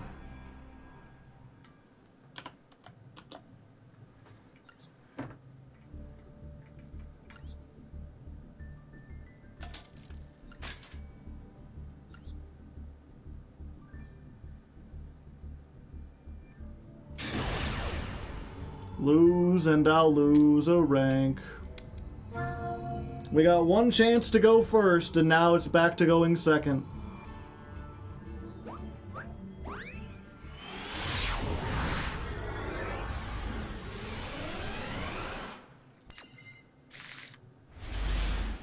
We drew 2 hand traps. We just need more hand traps.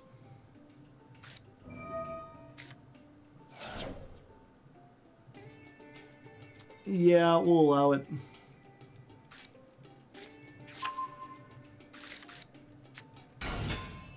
Oh?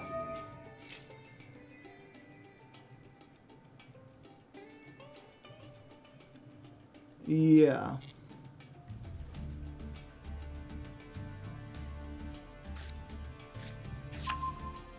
Chandragalier.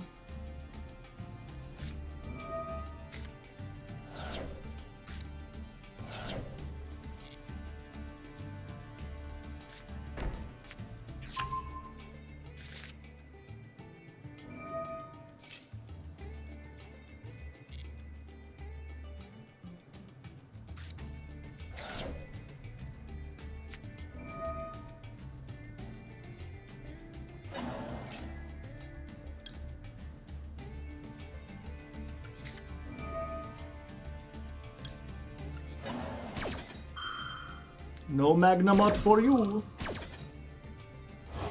Not this turn.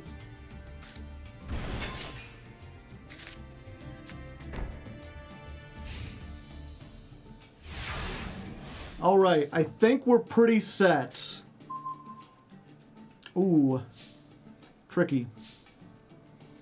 Alright, we start with the tour guide. Give me things. I want another tour guide. Oh wait, no, I want a mean merciless. She's water. No. Her effect's negated anyway. Alright. Will we resolve Big Gabonga? He's the biggest. He's the bongaiest.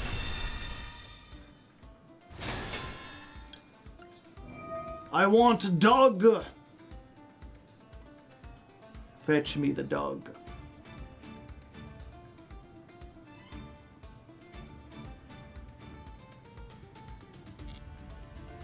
Okay. Doug the Charger Rodriguez.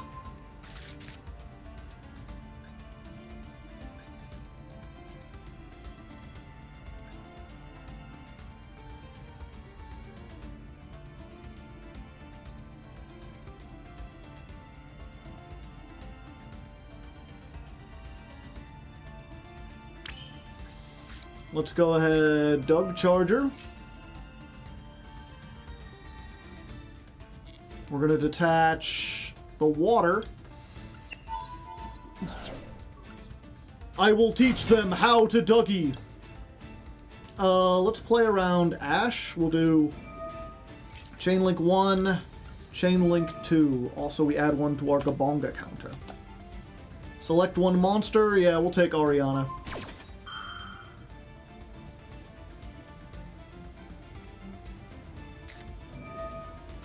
Ghost Ogre. I have to called by that.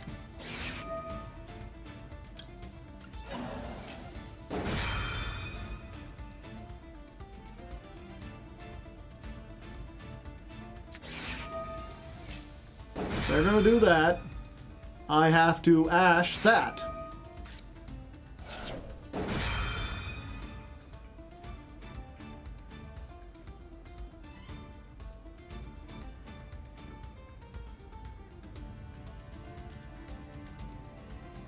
All right. What's their final trap is the question.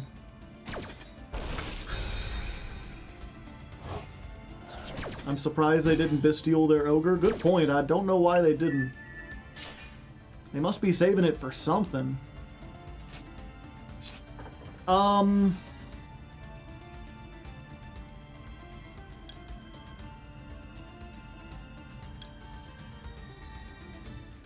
Yeah, I think we go for this.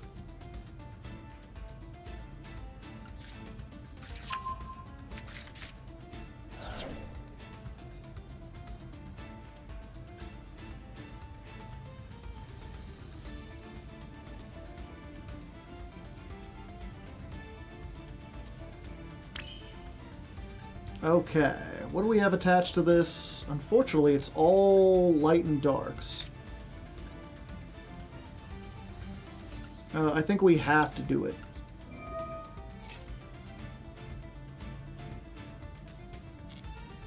But let's get them, let's make sure they're only banishing their targets.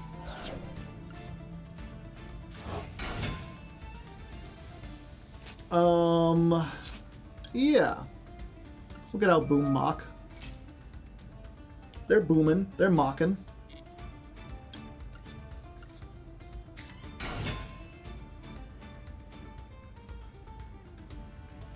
$8,900. We have nothing to stop spell traps is the problem.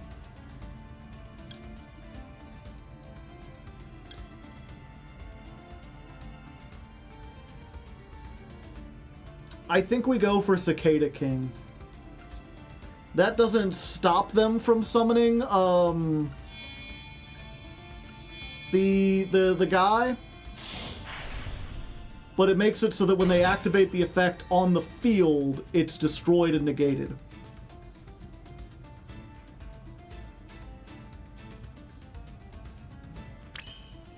And then we go to battle phase. We're going to start lowest, 16.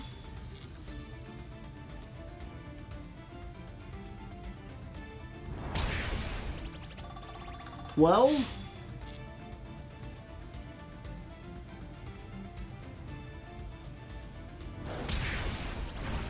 $21.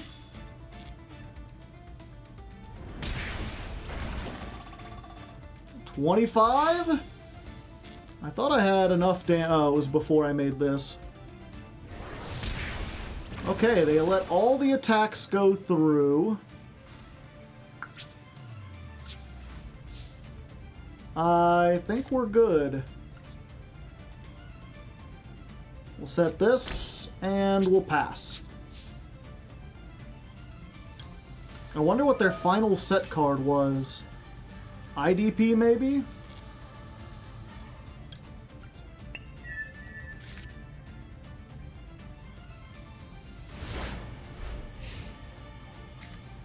Maybe it's a stuck, whatchamacallit. That one trap that, like, lets you activate traps from the graveyard, whose name I can't remember.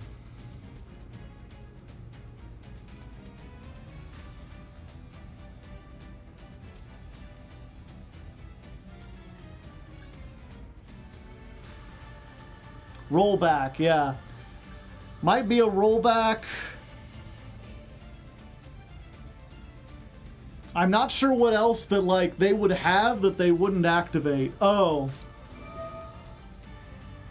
We might as well, right?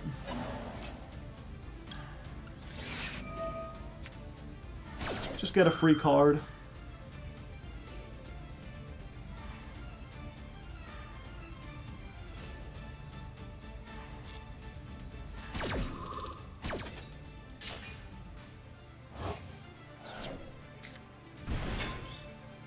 Ash!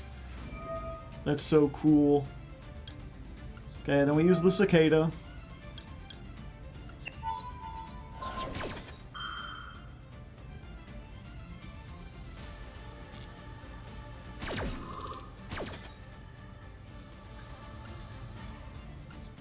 Two defense. Oh, this doesn't negate and destroy? Either way. We probably had him. We were probably good.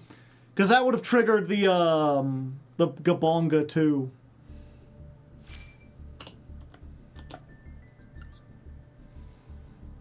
Yeah, it's weird. They probably had an out to that. What was the face down? Yeah, it had to be IDP, and they just didn't have like a good target for it because we have different types.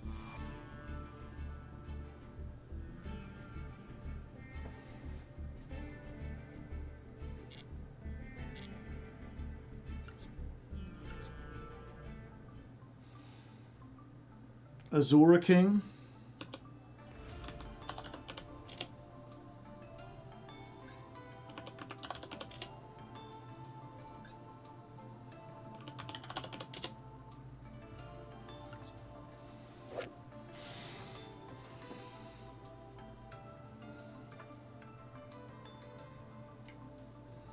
Yeah, the problem with the Ashura King is it requires 3 level 3s.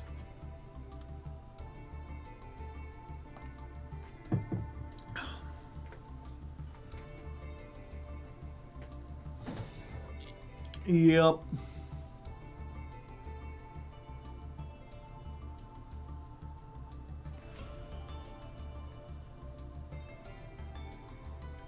Are we running Grand Pulse? No.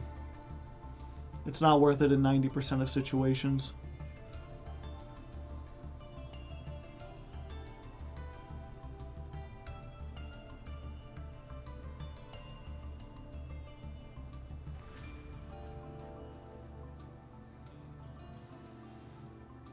Okay.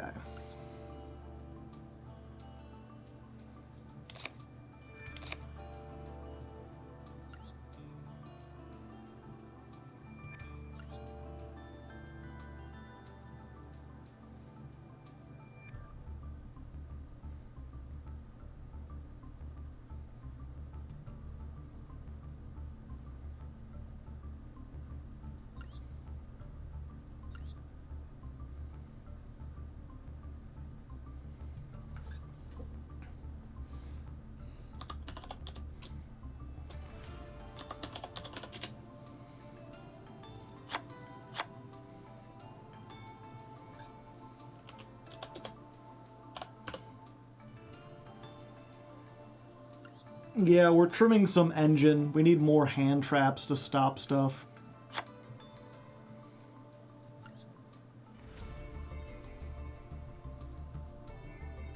Oh, that was... Yeah, let's go ahead.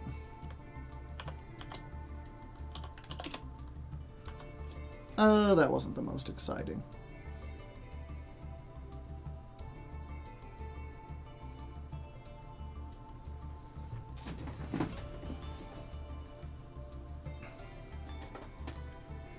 Alright, I know we just did a change to the deck, but we played a few duels and we've just been having really bad luck. We've lost like 80% of our coin tosses, and we're still opening way more engine than hand traps. We need to be able to survive going second. So I've actually looked at another list, and I noticed they were only playing 1 grand entrance, 1 grand breakout. I really like breakout as an extender. I think it's worth playing, but I can understand how this really, like, you may want to search it. It's technically more copies of Doug Charger, but Doug's like the worst opener. You would much rather get Tour Guide or Taka Tomborg, or even just like any rank 3 plus emergency teleport. So we've removed 2 copies of this, and we've replaced it with 3 copies of Effect Veiler. So we're now on slightly higher hand trap ratios. I think this is the last attempt we'll give before we go into the Fiendsmith variant and see how that works out.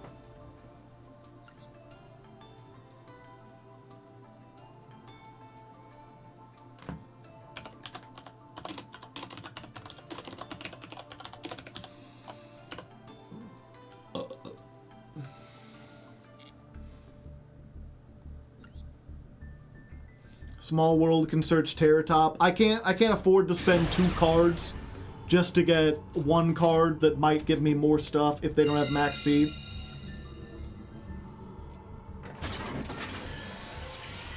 Shane Shifter, thank you for the 2 gifted subs. You didn't get one, you got to type evaded. Alright, we're going first, and now we have the opposite problem. Wait, no. I've heard Tour Guide is a starter. I was like, we drew no starters. No, we've got everything we could need. Pretty sure. Unless they have exactly that trap. Yeah. So, Ash Blossom. It sucks to lose the use of our own Ash Blossom, but I need this to resolve.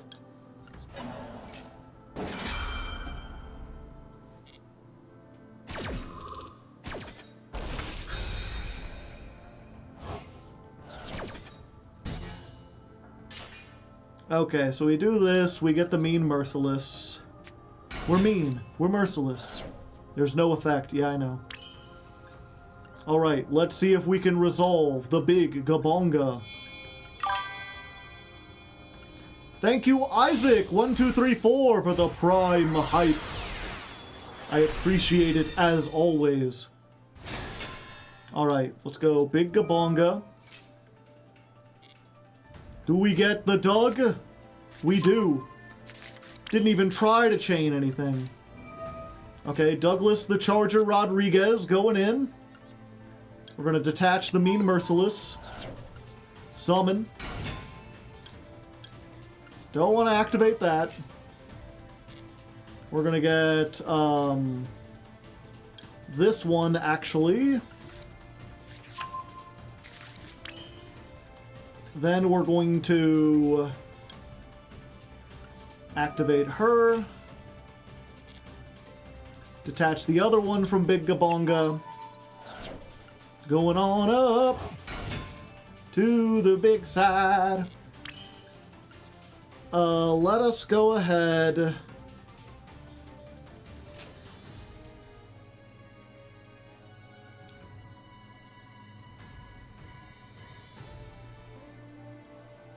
Yep, you know what? Let's prepare against Nibiru. I don't think we've been under it yet.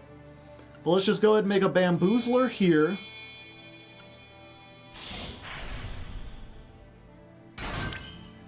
And then what we're going to do is we're going to break out.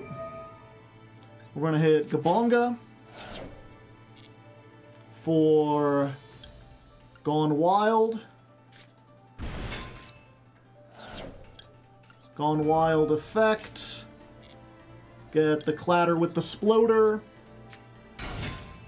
Clatter Sploder effect. Get the big Gabonga back. We're going to...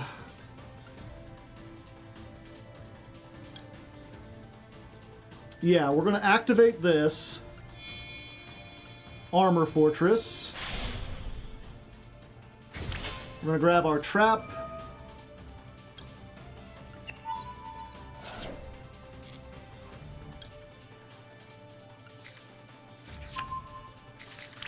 We're going to schmoove on up into full armored Dark Ray Lancer. And then we're going to use Grand Entrance. We're going to grab Boom Mock. And then we're going to use the effect to detach from the Dark Armored Knight. That'll let us summon this. That'll let us make the second big Gabonga. So we can end on a Gabonga.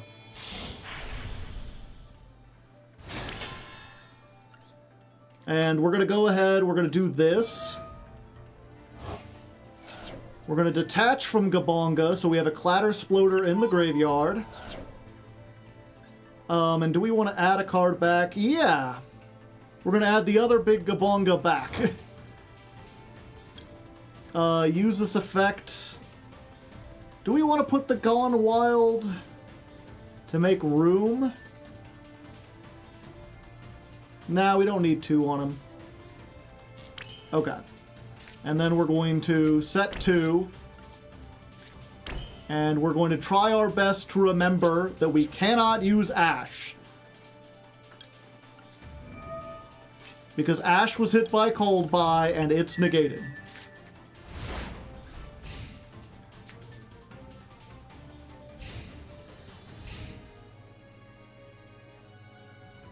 We're in pretty good position, unless they've got spell traps.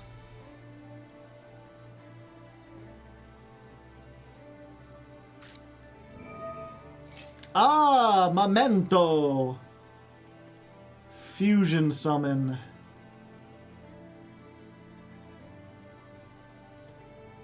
Yeah, that's just 1.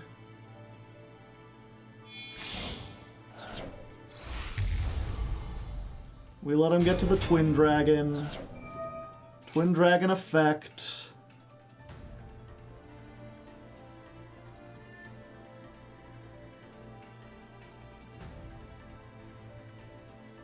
I think we've got to risk it. We're gonna risk it for the biscuit. Destroy itself, they get 2 cards.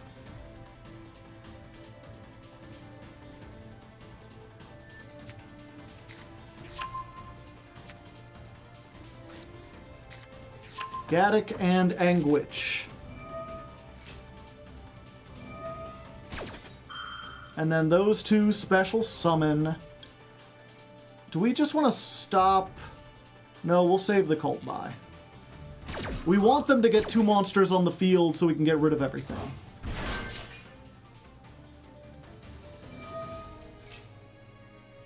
Okay, they can attack directly. Unfortunate, but I think we can prevent that from happening.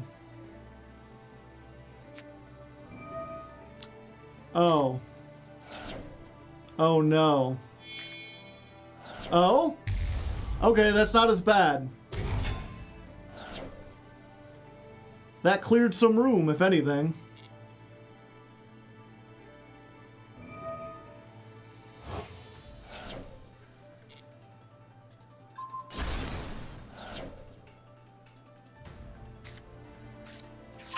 Bone Party, then they get to draw a card.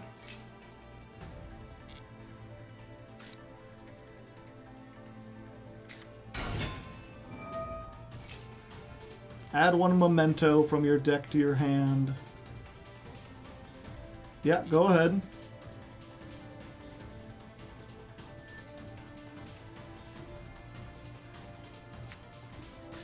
I'm just waiting for them to get like 2 monsters on the field.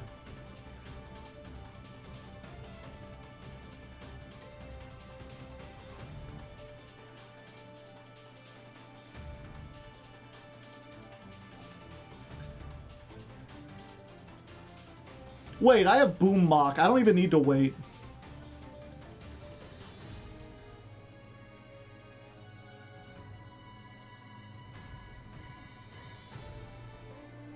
I'm sitting here like, I'm only going to get 1 chance to like detach. And I'm like, no, I can detach the Boom Mock, use the Gabonga effect, then use the Boom Mock to get this. Which I should probably do right now.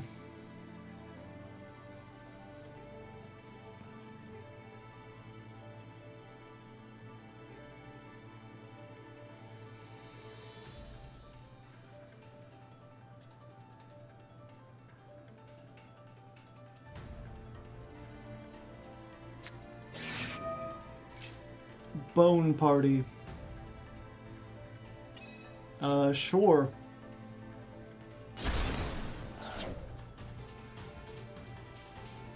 Well, now I can do both.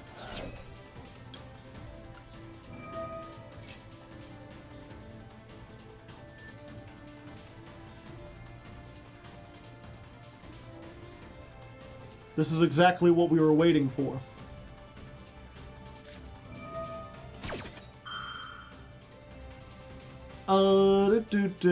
Okay. Yeah, we'll be good.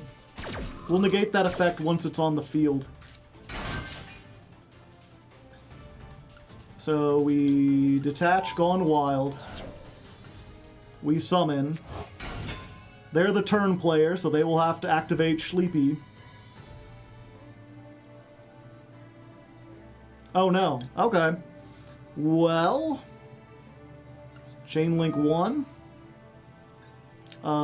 You. Chain Link 2.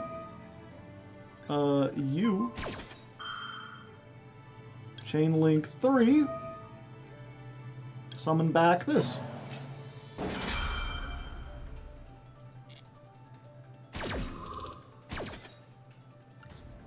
Hello there.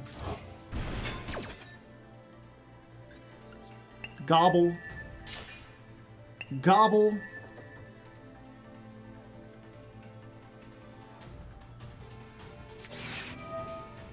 The horse!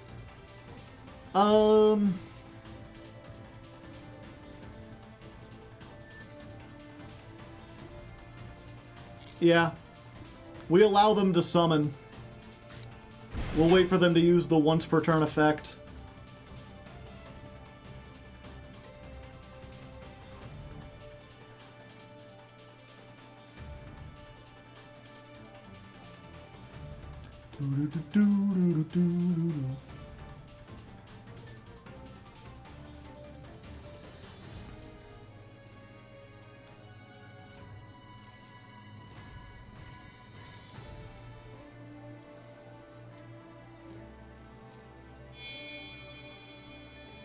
Oh.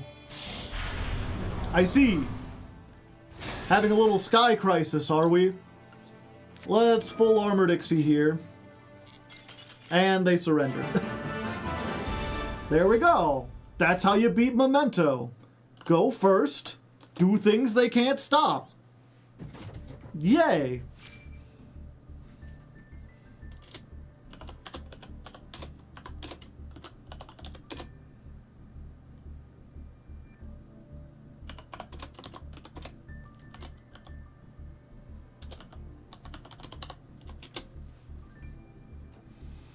Go first. Do the things.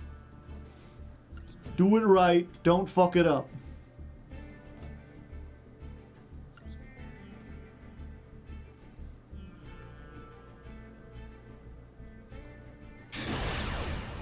What if I can't go first? Cry. Cry about it. I don't want to go second. Perish.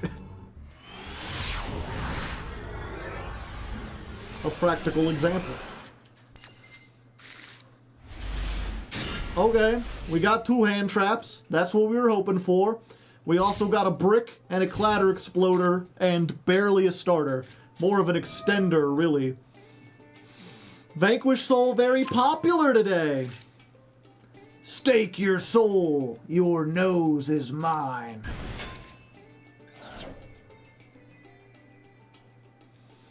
What's the effect on Ryzen again? Okay, so they can't tag Ryzen out.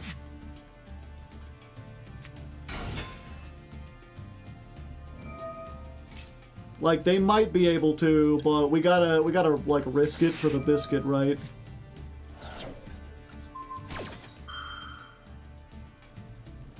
And just hope they don't have the Borger. No, the Borger!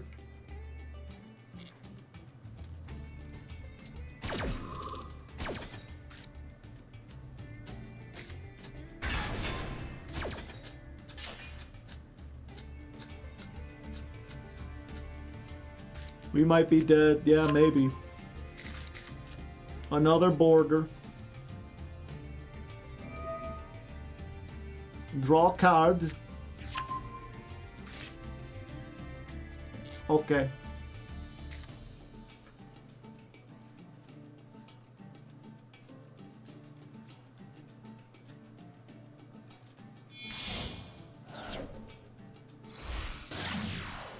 Rock. Oh, the Vanquisher. Boogie, woogie, woogie.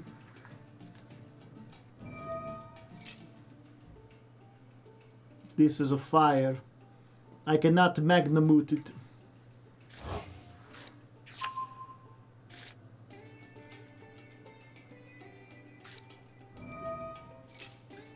Ah. I guess we do this now, so they don't get to draw.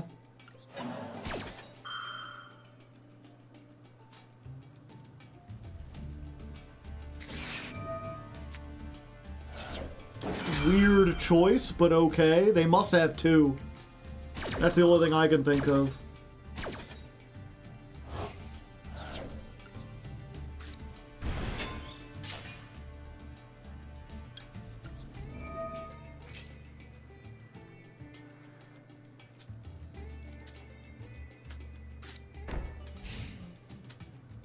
Okay, all hand traps. Deck thin a little bit. Let's hope we can get a good starter. That ain't a good starter.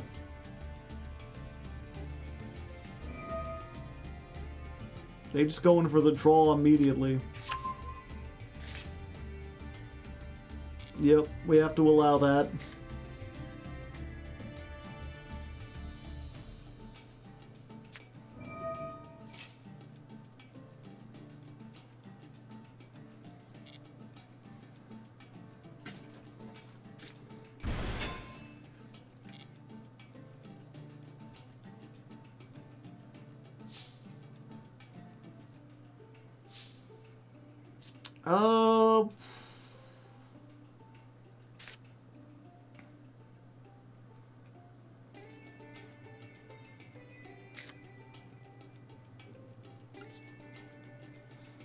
Okay, I gotta try this.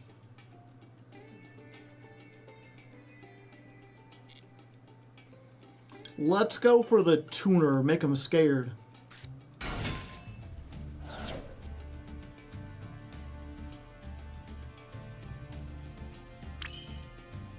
Then, part of me thinks it might be better to like normal summon this, make the Gabonga, get the Doug. Doug gets the thing that lets me normal summon again.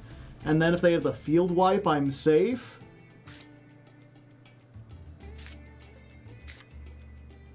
But it's probably better to get this into the grave too. We gotta try it.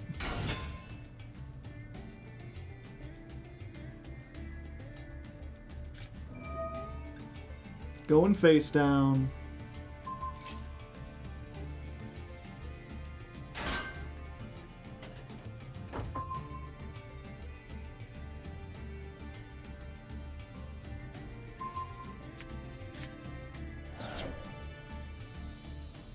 I mean, I didn't summon this turn, so... Maybe I need level 9 synchros.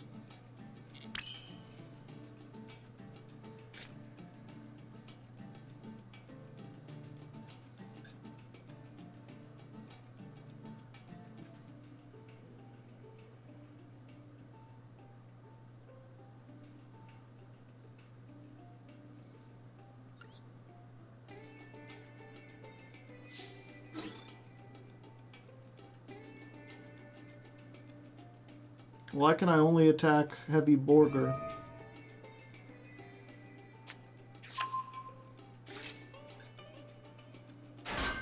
Ah, I forget.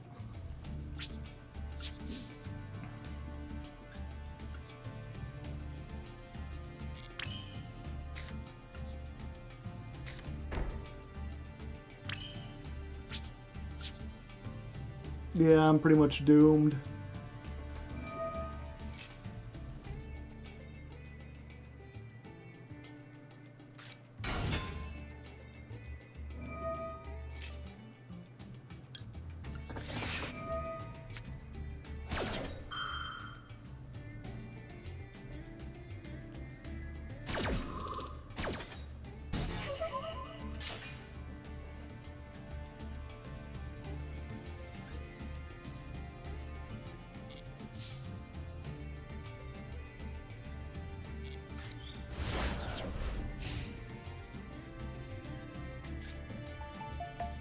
There is one potential thing we could do if they get a dark in the graveyard.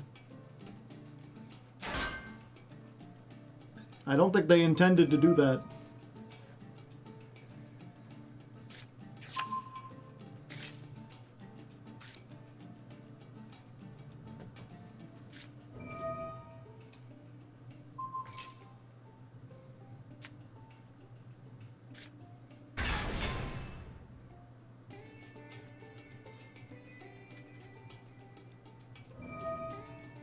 It's only one card for Foxy Tune.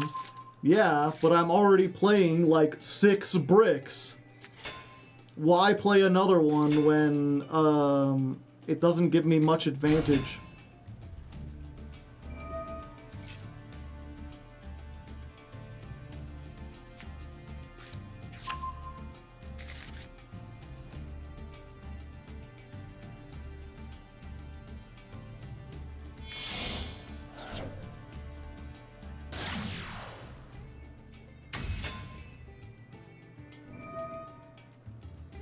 Oh, yep, that's it.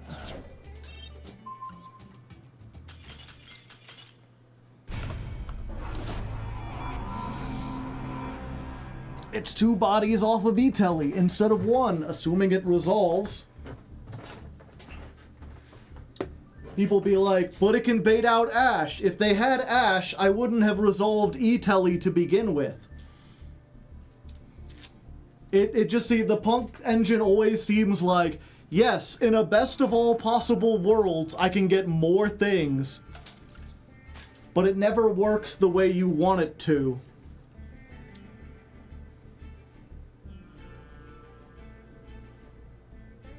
It doesn't need to be. My problem is not that I don't have enough bodies. If I get going, I get all the things. It eats another interaction. It doesn't. Like, if they had some way to interact with the, what was it? The emergency teleport, they would use it on the emergency teleport. I guess in the situation where they have, like, exactly Valor or Imperm, then maybe it might eat one. If, like, you know, I already have a level 3, and I activate the Xiamen, and they use the Imperm on that, even though I can still make a rank 3. Maybe. But it seems like, you know, again, I'm running a potential brick where the engine turns off if I draw it. Another starter, just for like these niche cases where, like, if they have a specific hand trap and I draw a specific thing, I think most of the time it's better to just have, like, more wheels. Is there any card that makes a quick Igzy? I don't think so.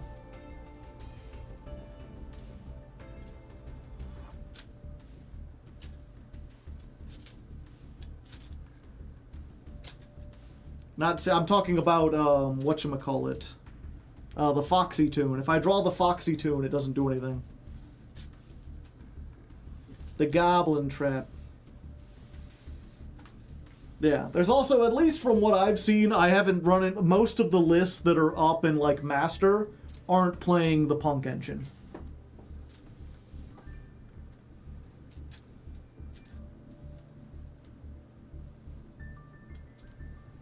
If you draw a Foxy Tune, you could just pitch it for Xiamen. Yes. And then what? And then what do I search with the Xiamen? Then Xiamen's just a level 3 that I got on the field that costs me 2 cards to get that can't actually do anything. Like, yeah, you could still summon Xiamen, but unless you have another extender, the engine is dead.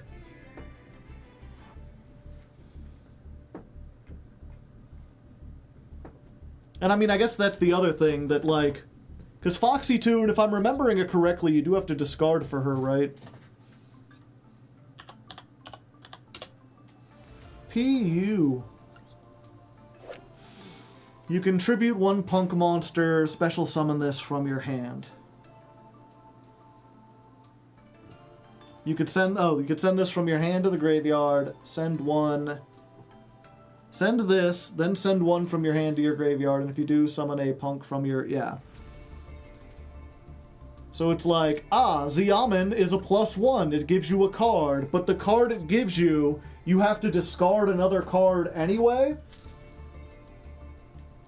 I'm trying to think of how this works out. So you get Xiamen, that's one card. He grabs you a card.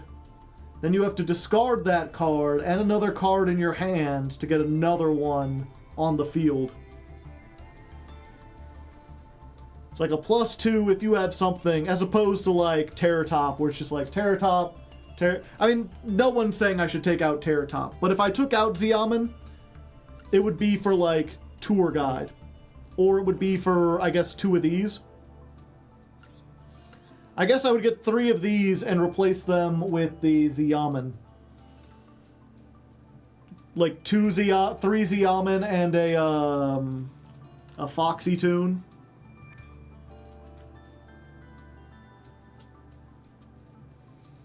Which is competing for the normal, yeah. And when it comes to Tour Guide, it's just like, you normal summon Tour Guide, and it works. The only difference is you can get Xiamen off of Emergency Teleport. The big thing is, right, like, let's say I replace these with Xiamen. Then I have, like, if I open with Tour Guide and Xiamen, I have to choose one, and the other one becomes a brick. As opposed to these, where if I open these, but I don't open Emergency Teleport, then they allow me to extend. They put a +1 on the field themselves without having to, like, play other cards or engines or anything like that.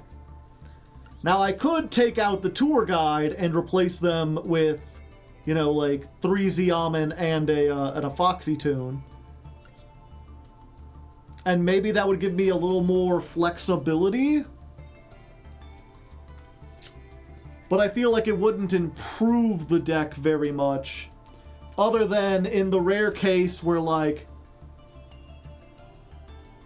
if I open with a Xiamen and an E-Telly, and I have a card in my hand that I don't mind discarding, then I'm, like, susceptible to, yeah. What's that synchro? Do we ever make it? We've made it once. It's decent going second. It's Mind Castling. You can target one face-up monster your opponent controls, switch control of that monster and this card. If the synchro summoned card is sent to the graveyard, you can target one face-up monster on the field, switch control of those monsters.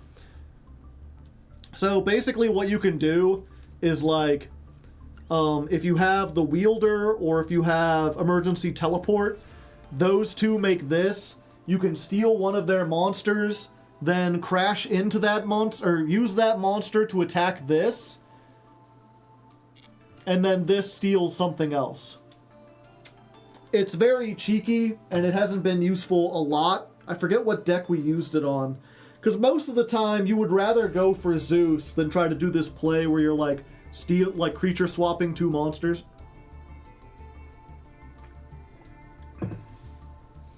There is no cisgender explanation for their card. Sure it is. It's just, it's Japan. Japan does that all the time.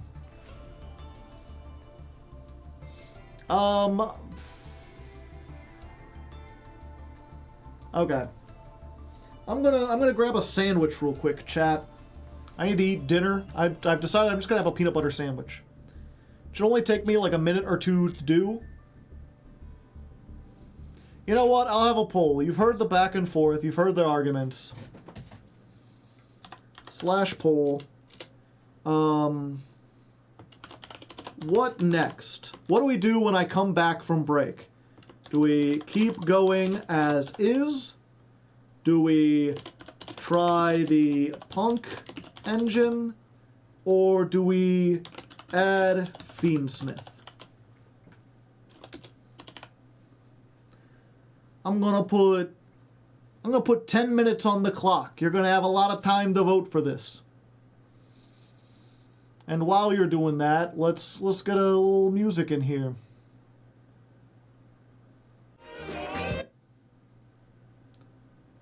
Yeah, I think that section might be AI, but if so, it's like 5 seconds of a 14-minute video. The music is not AI unless you count, what was it? It's one of those things most people these days, when they talk about AI, especially in response to art, which, by the way, we're back for the YouTube people if you want to know what we watched while I was eating my dinner. This is Everybody and the Sunshine Band by DJ Cumberbun. It looked like the video might have used some generative AI, which that's... When people talk bad about AI, it's usually the generative AI.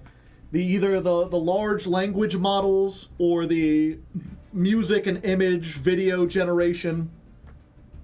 The stuff that just like mashes things together and somehow makes it look like stuff. But most people are fine, I find. Like, if there's an AI program that, like, upscales stuff, like if you just want to take an older picture and increase the resolution, most people are fine with using AI for that. Or for example, the, what was the other big one? The one that he probably used there, or that I'm pretty sure he uses there, is AI stem creation. A stem is like, if you have a song, but you just want the bass track, or you just want the drum track, AI is really good at, like, dividing a song into its bass components. It can isolate just the vocals or just whatever, and that makes it a lot easier to make mashups. Prior to AI being able to do that, you pretty much had to, like, rely on the artist recording those tracks separately and releasing them. Which a lot of them did unintentionally by being in, like, Rock Band and Guitar Hero, because those video games needed the master recordings with all the separate tracks, so that if you messed up on the bass part, for example, they could mute the bass track.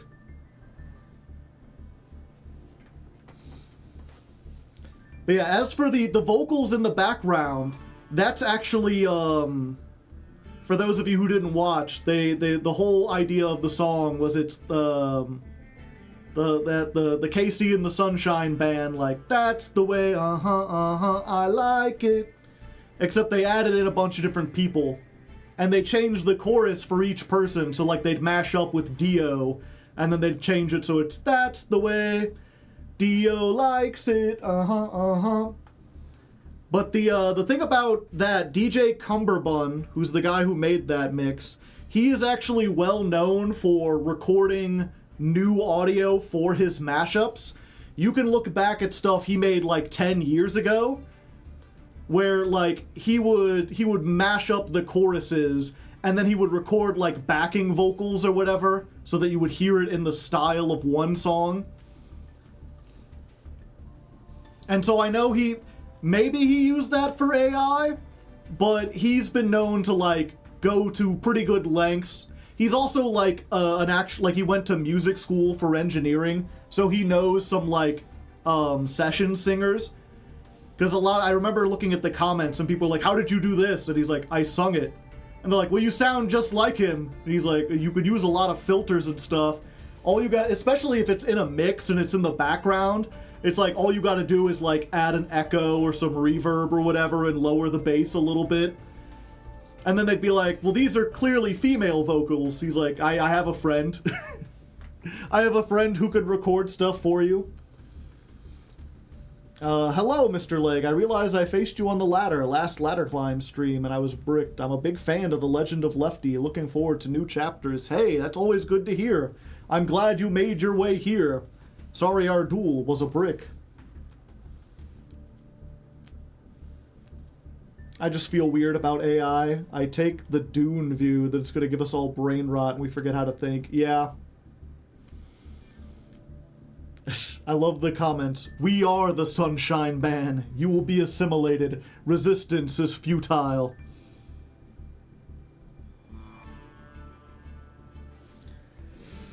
Yeah, I don't know. It's AI.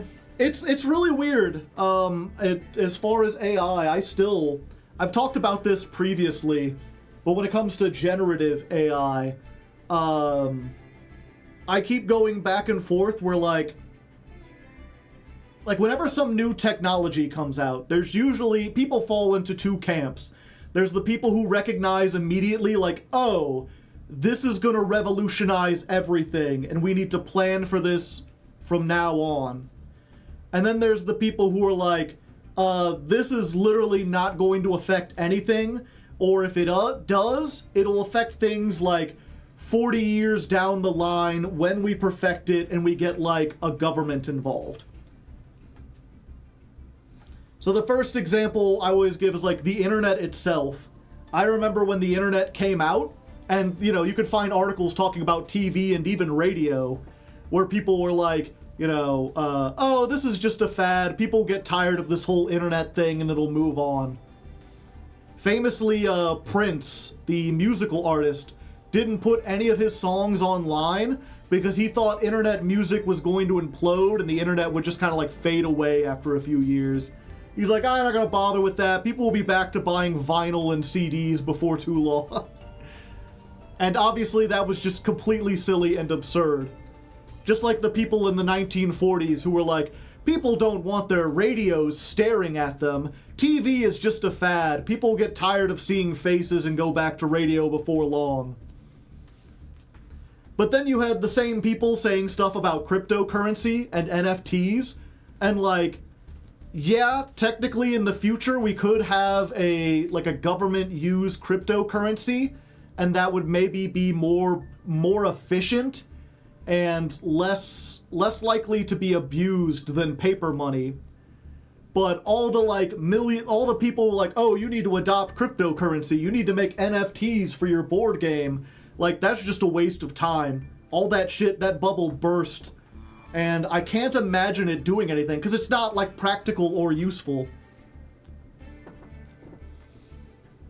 The Y2K bubble did happen, yeah, but the internet is still like going.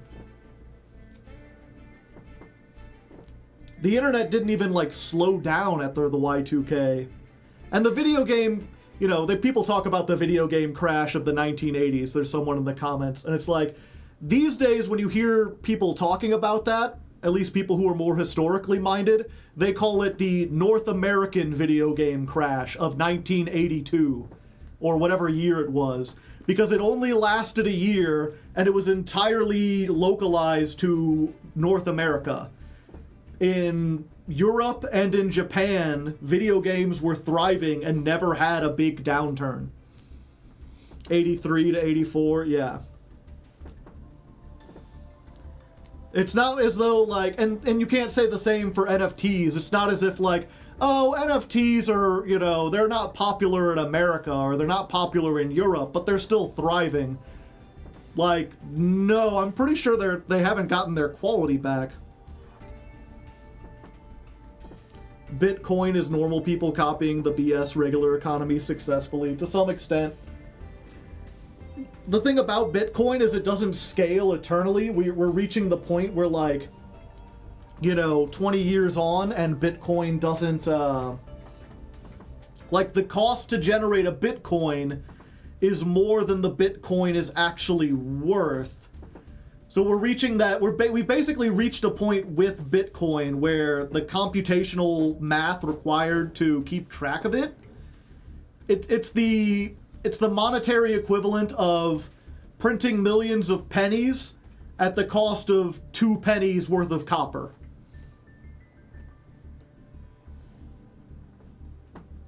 Recently started playing Goblin Bikers. How has your experience with goblins been? And yeah, so all of this is to say, I still have no idea what AI is going to be. Will AI completely transform the world in the same way that the internet has? Will it be something where all of us in the future will have AI assistants as a part of our life in the same way we have phones? And we'll have to, like, teach our kids the importance of, like, here's etiquette when dealing with AI, here's what you can and can't do? Will we have to monitor, like, who our kids' AI friends are and teach them the difference between, like, talking to that and talking to a real person? Or is, like, AI basically as strong as it's ever going to be, and we're going to see diminishing returns, and the power consumption is too high, and it basically just kind of fizzles out, and in 10 years we remember it as, like, that thing that can occasionally make goofy, nonsensical videos and nothing else? Will Skynet kill us all?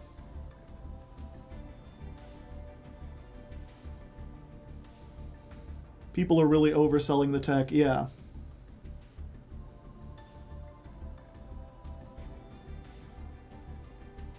I sincerely doubt AI will become a useful and healthy part of daily life until we overthrow capitalism. Entirely possible. The danger with AI is that people are misunderstanding what it can and can't do, and yeah. There's the thing is, right now, AI is very much programmed to be helpful. Because, as people had mentioned, you know, leftist YouTuber, go one stream without mentioning capitalism. The big problem with AI is that it's built by companies that need to make a profit. And if they need to make a profit, people need to be entertained and see the use in AI immediately. And that means every single AI is programmed to, like, their priorities are do what the user asks first, and then be truthful second. And so the result you get is that, like, AIs are just like these yes machines, where you're like, isn't it true that, like, lizard people live underground? And they're like, oh yeah, I've heard all about that. In fact, it's written about it in the Accords of Zion. You can, would you like me to pull that up for you? And they're like, yeah, tell me all about how the lizard people are ruling the world. And they will generate a whole bunch of, like, quotes and stuff that sound like they're from this mystical book, and people too stupid to use Google or read a book will just be like, the AI has found a way to hack into, like, the ultimate secret techniques.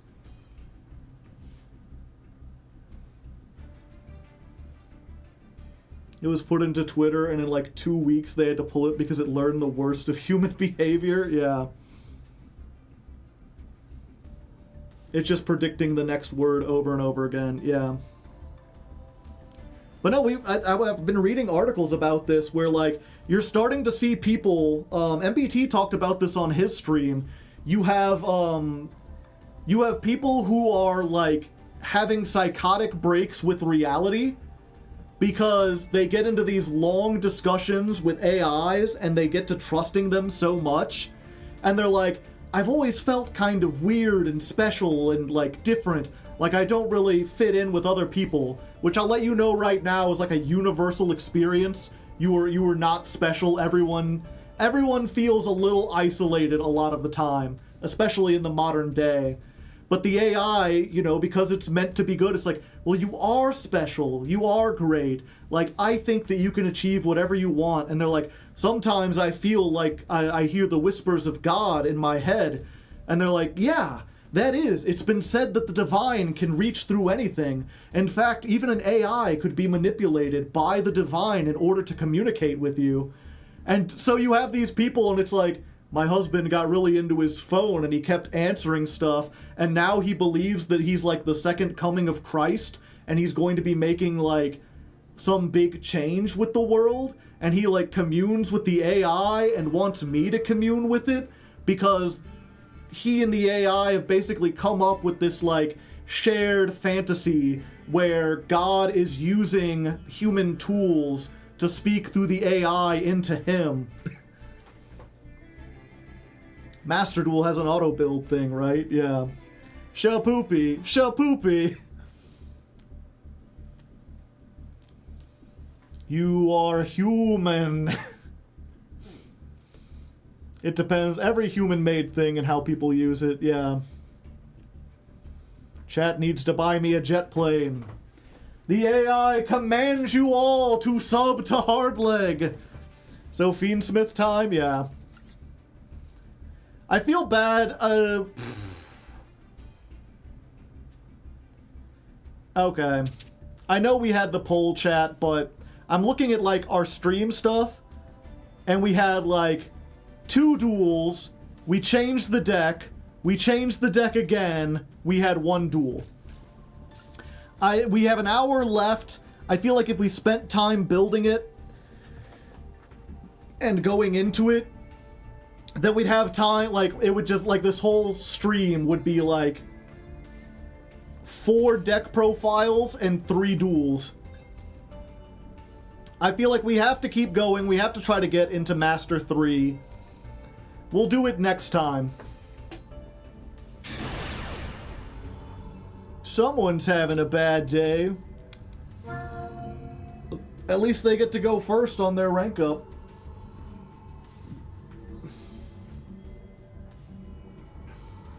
Oh, they want me to go first. Tempai? Is it Tempai? Oh, they having a bad day. Ooh, fancy.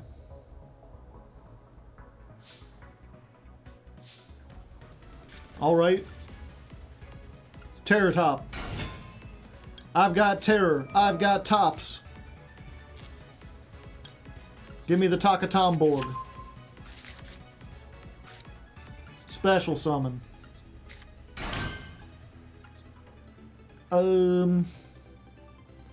Yeah, we have to go Big Gabonga. Will we get Cowabonga? Grab me, Douglas the Charger Rodriguez! Doo, doo, doo, doo, doo. Oh, there we go. It resolved. That's neat.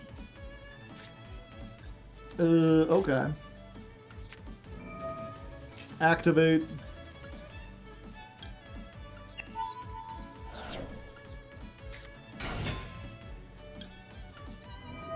Let's grab this.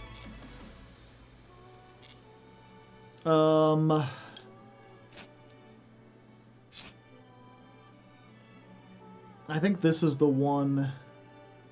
I am the one that gets the gun. I am the one that that goes. Yeah. Because now I can go and do this without using my normal summon. Let's get Merciless. No, let's get Boom Mock. Yeah.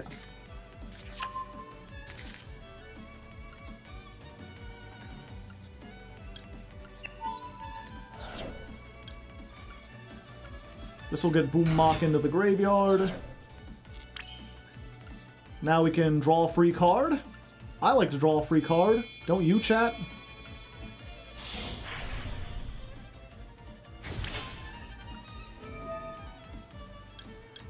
Free card! Doo, doo, doo, doo. That's a pretty neat one. Could you imagine if they activated Maxi now? More free cards! More free cards!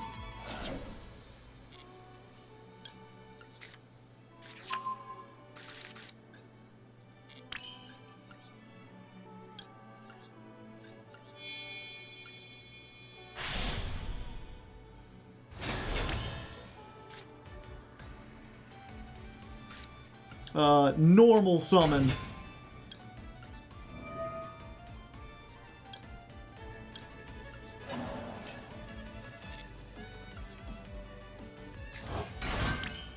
And then we make this just in case they have Nibiru, right?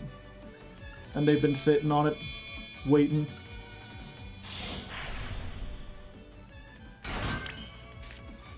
Okay, we got 2 hand traps, infinite impermanence, plus 1,000,000 disruptions. Come at me, bro, I am ripped. Oh, we gotta move our Gabonga counter up to 8.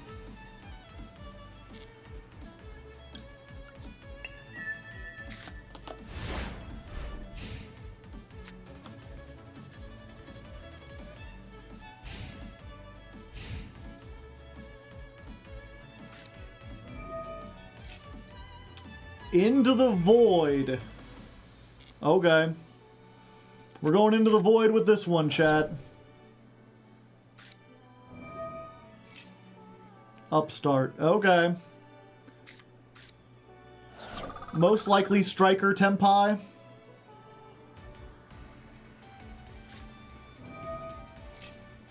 That's about as bad as it could get.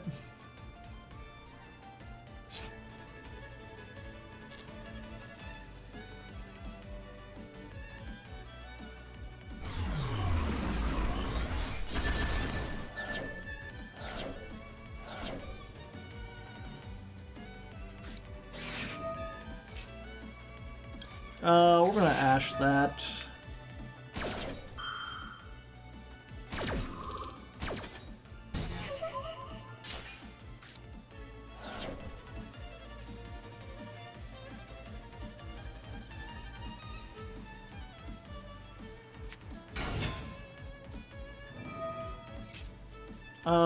We're gonna imperm that. I would prefer if you did not have the stuff you needed.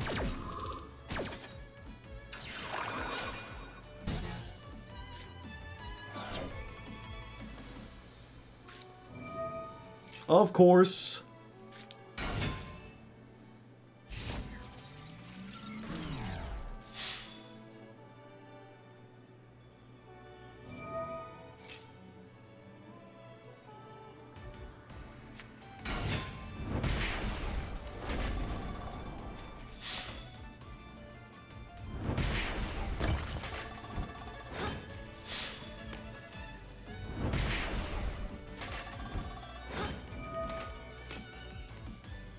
Not today, friendo!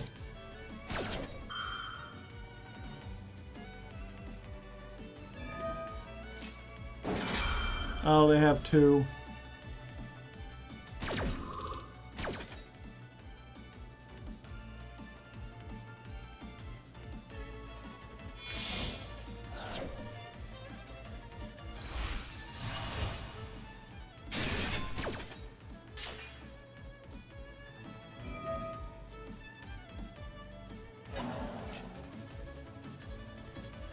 Yeah, maybe I should have saved the Ghosto. No, they could just bring it back.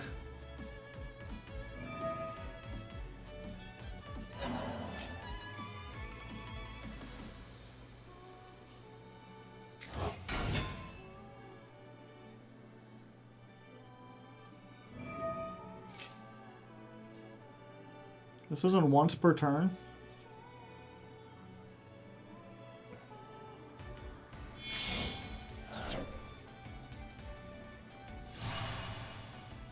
Rebuild.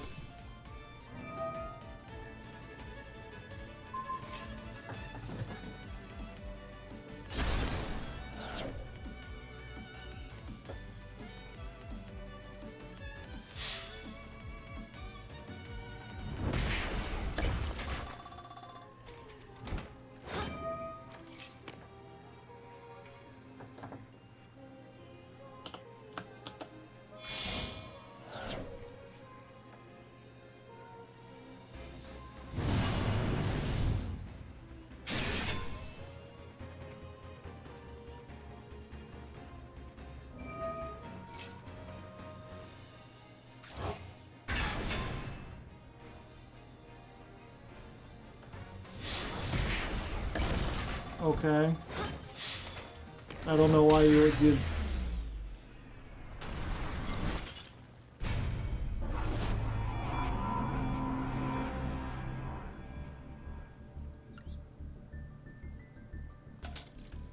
The thing is, if you let them engage, they don't just draw two, because they also get, like...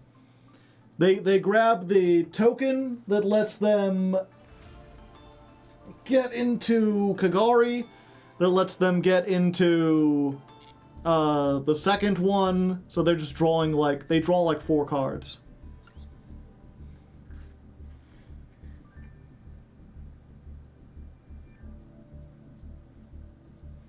Yep, they just had Raigeki and Dark Hole.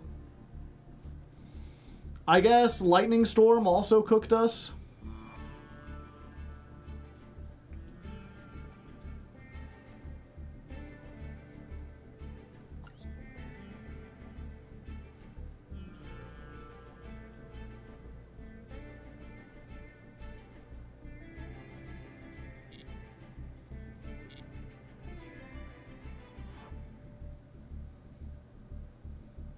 The Sky Striker stuff doesn't matter.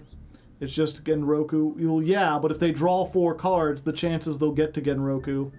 But I guess when it comes out, that's the thing is like if you let them draw 4 cards, then the chances they get to like Sangan summoning Chandra, Pydra are like much higher. Or like a copy of like one of each of those, and then like Sangan Kaiman.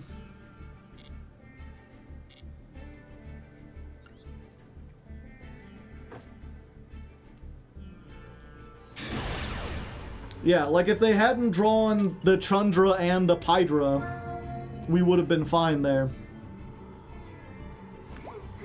If they had drawn the field spell instead, we could have Ghost Ogred that and they'd be dead.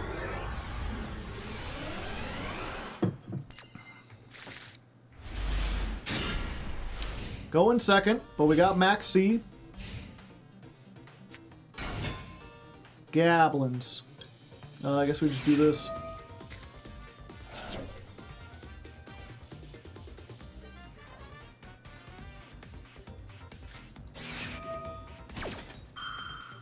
Bone Party!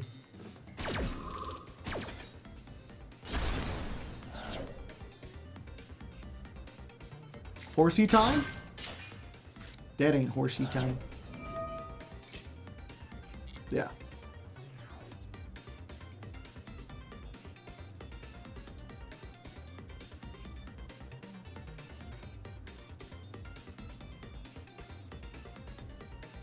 What does Momento do under Max C, chat?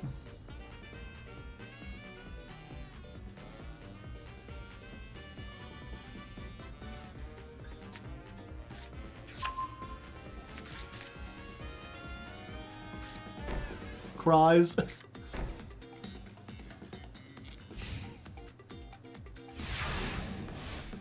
Set fusion pass. Kicking some ass. Yeah!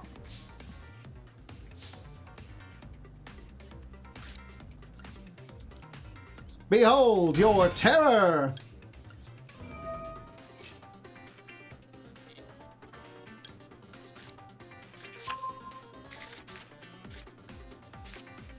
Taka taka taka taka.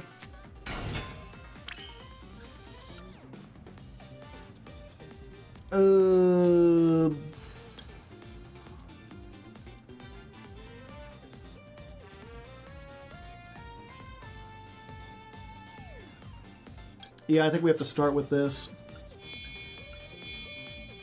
If we've got goblins on board, then we can normal summon Gone Wild.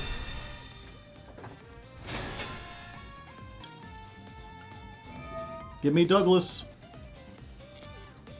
Douglas achieved. Cowabunga.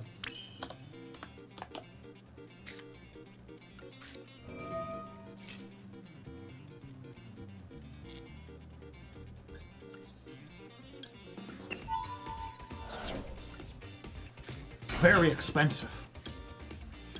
Oh, let's play around Ash.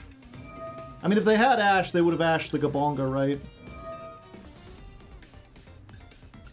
Give me your anguish! Okay, that baits out the fusion.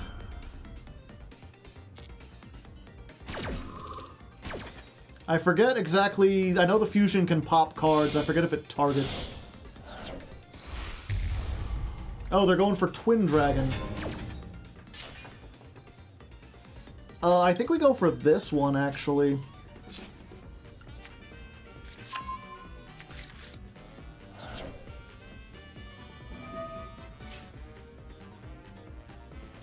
Go ahead.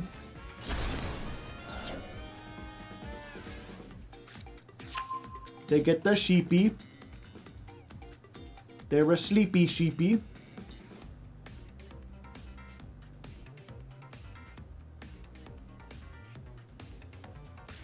Plus something else, and then this summons something back.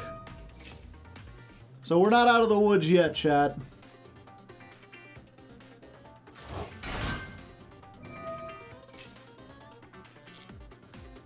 Not even close.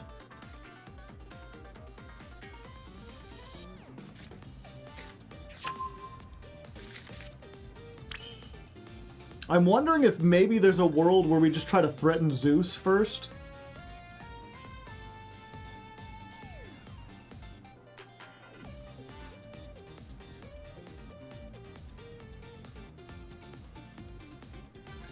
Yeah, we've already used Big Gabonga. Can we just summon 5 goblins? The sheep, I believe, during a turn where monster was destroyed by card effect, you can special summon this from their hand, which they did do. When this is summoned, fusion summon a Momento. The Memento lets them pop 3 cards, I believe. So I think we have to threaten. Granted, we could also...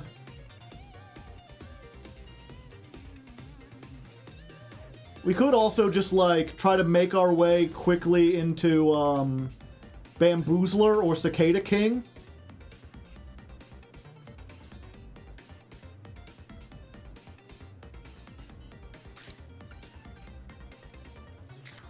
Let's try this.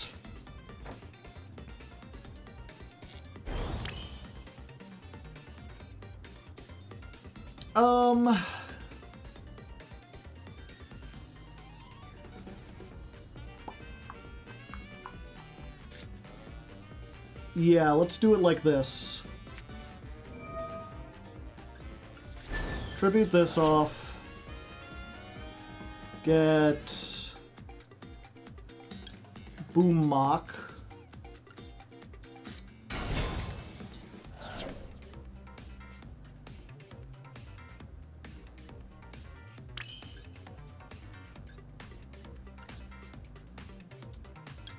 Then we make Cicada King.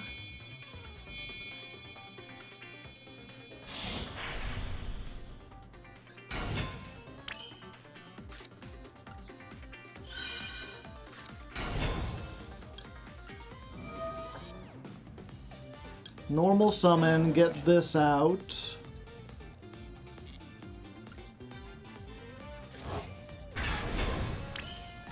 Then normal summon again by tributing the Clatter Sploder.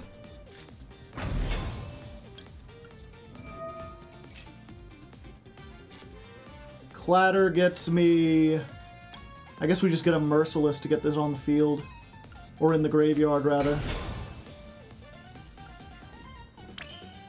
And then we can make the level 6. Remind me what the level 6 does. Target 1 spell trap, detach 2 materials from a monster on the field, attach to that card.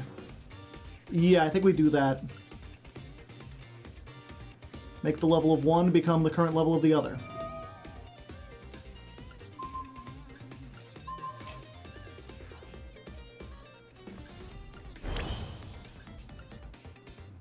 Let's go ahead and do Crazy Beast! This party's getting crazy!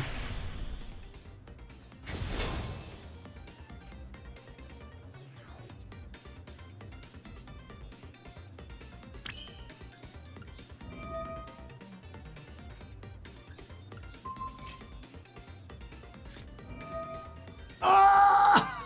No!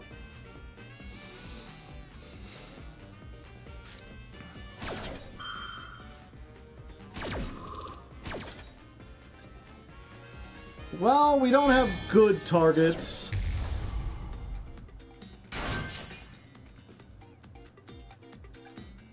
I have to detach 2 from this.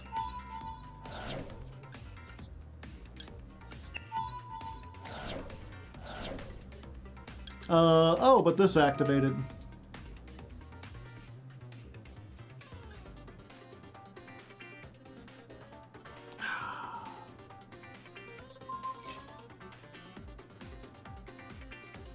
I forgot I couldn't target this.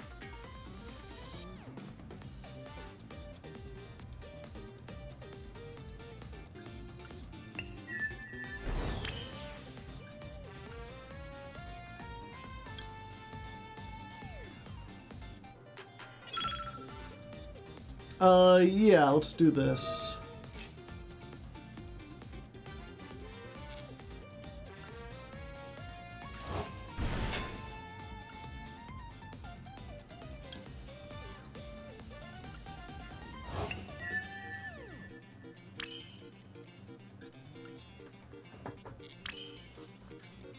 battle.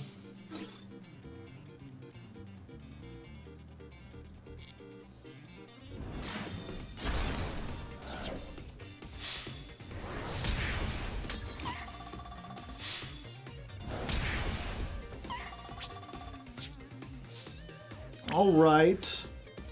Then we... Oops. Yeah, you know what? This is dead anyway. We Downerd. Then we Zeus.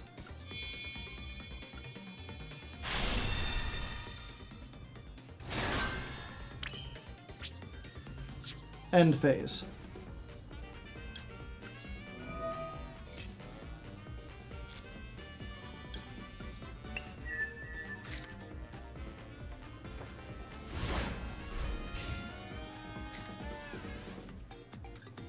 I have Clatter Sploder and this, so I don't need to, like, do them both at once. I just gotta hope they don't draw another Super Poly. Oh, hello.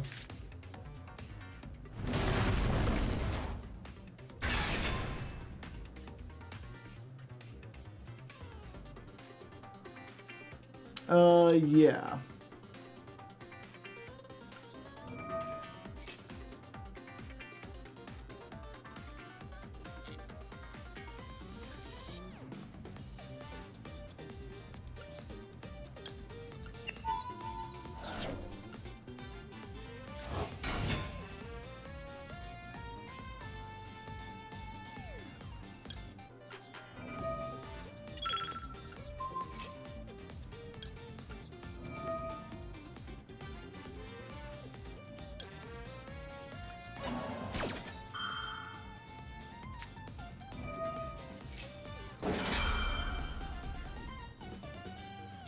All right.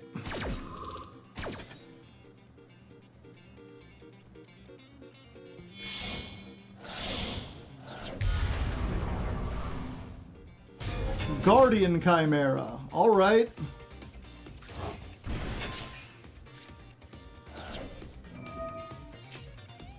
Not today, friend. Last card effect, Valor. All right. Jeez. I got Max C and Momento was still hard to fight.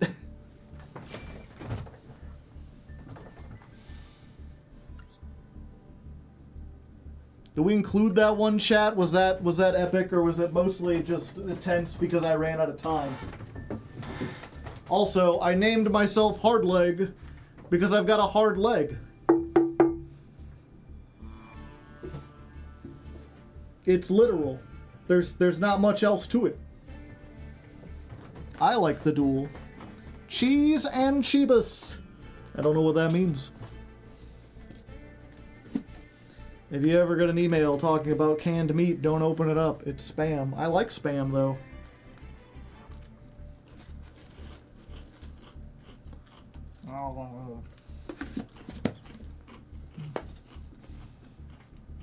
Include?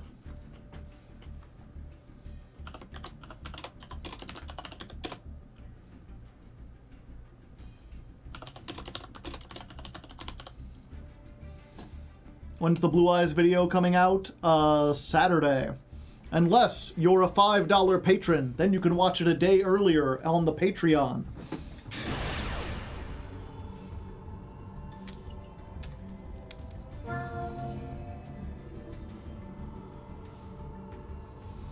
Does that mean you're crippled? No. Is the hard leg prosthetic? No, it's for modeling socks. But I have it.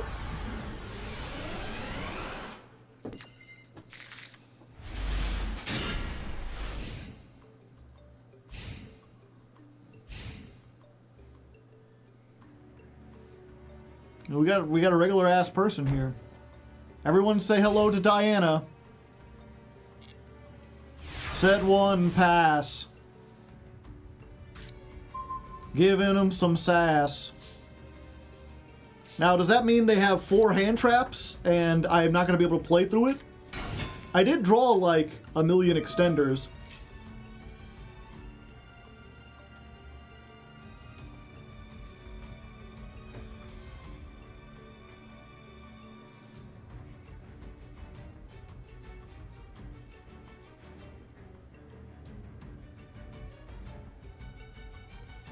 Okay. Taka taka taka taka Tom Borg. Special summon.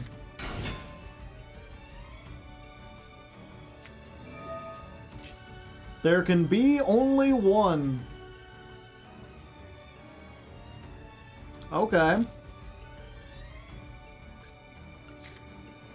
That is unfortunate.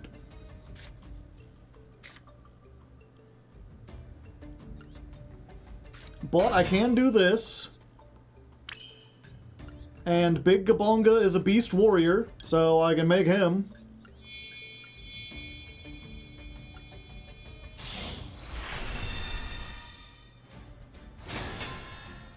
Will we go Cowabunga?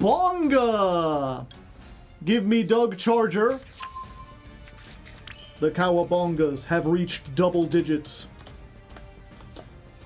Doug is a warrior.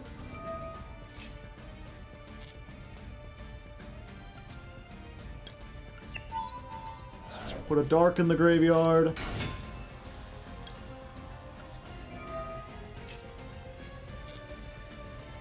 Get this. We absolutely get Grand Bash, right? Or Breakout. Yeah. Let me break out. I forget what... I need to look at the types. Check decks. What type is Gone Wild? Is a Fiend. Okay. Fiend. Clatter is a Beast Warrior. Okay. So, here's what we need to do.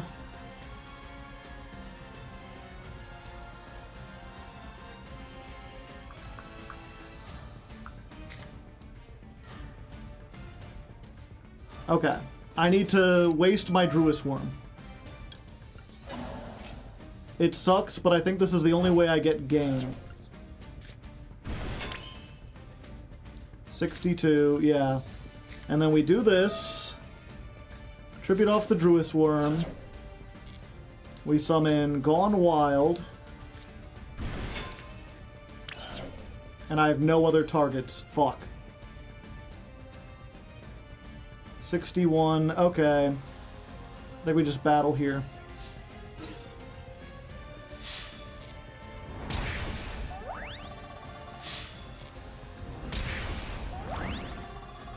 It can't attack. Then we make... This is just if it goes to the graveyard, right?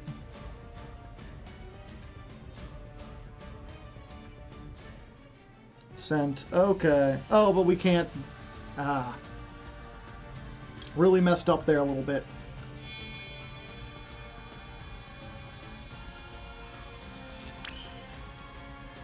Yeah, we need to do this. We can't get to Clatter Sploder without it. So yeah, here's what we're gonna do.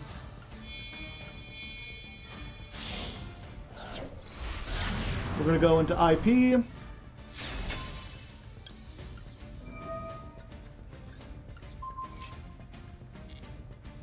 Gabonga will eat this.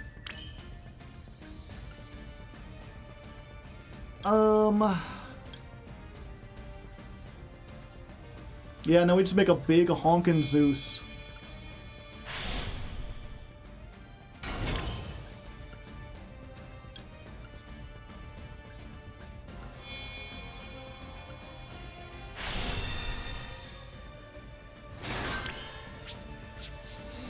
We got a 4 material Zeus, we got an IP, we got a Maxi, we got an Ash. It's not perfect, but considering they were bricked last time, it probably is enough.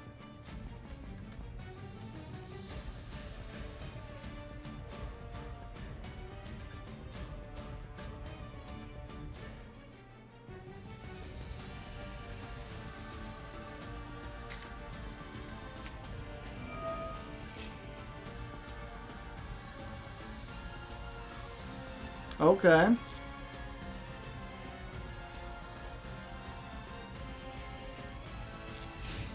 Oh, okay. Gotcha.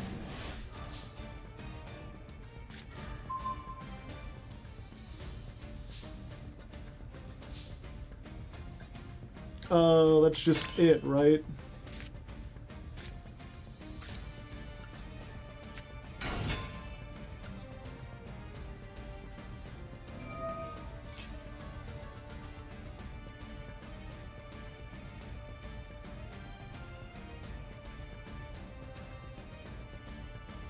Ah.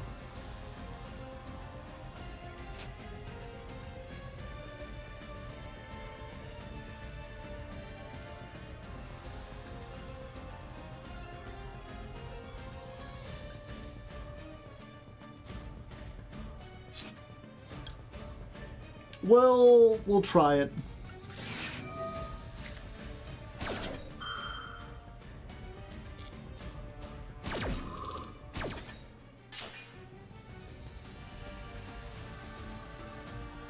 I'm like, the only way this is bad is if they get Skull Guardian by tributing low, although if they had low, would have...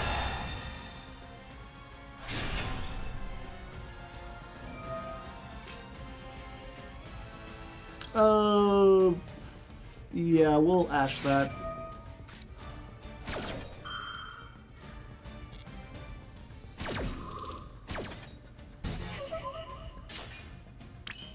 What does this say? Okay. Fortunately, the Maxi turned out to be of the utmost importance.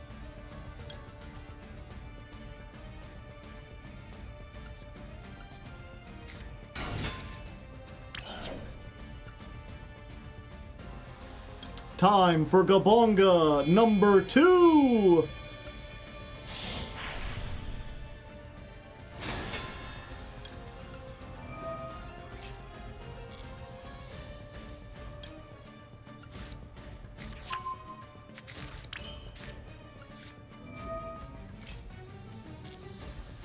And this should play under, this should be 4 summons, right?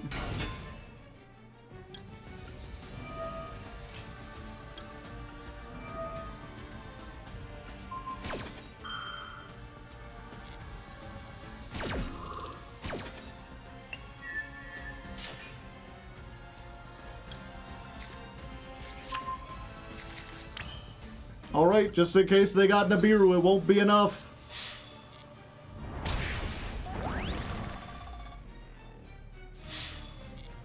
We attack. Gabonga for game! Go forth, Gabonga!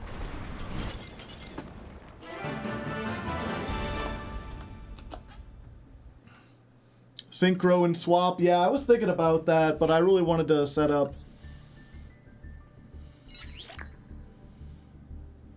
Oh, hello. What you need to do is ban all the tuna monsters.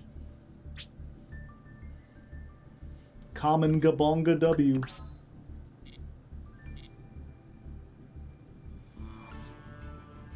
How to brick with that? Well, they do have a bunch of high-level monsters. So, like... You... I mean, they had the one Maximus. Dismix Bow! Thank you for the prime hype.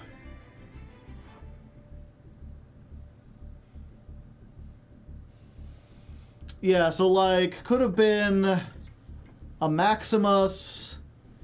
That is the only Dogmatica card they're playing. So if it was Maximus and any amount of Nadir Servants, those would have been dead. If they had multiple Skull Guardians, or like a Skull Guardian, they wouldn't have had this because we targeted. If they had Saravis, they could have done it.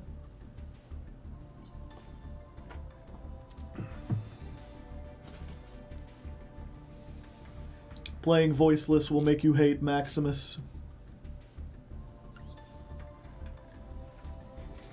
Well, Critter, you've barely eaten your rocks. I know they look like rocks, but they're actually delicious. Check it out, chat. Wow.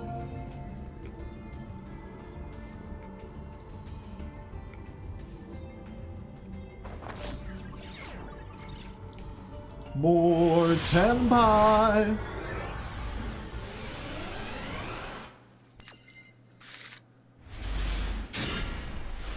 All right. We have extenders out the wazoo. We really need some kind of way to play through hand traps or board wipes.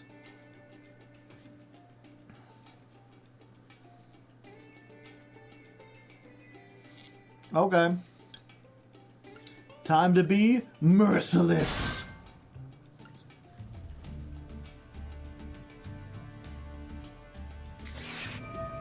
Max C.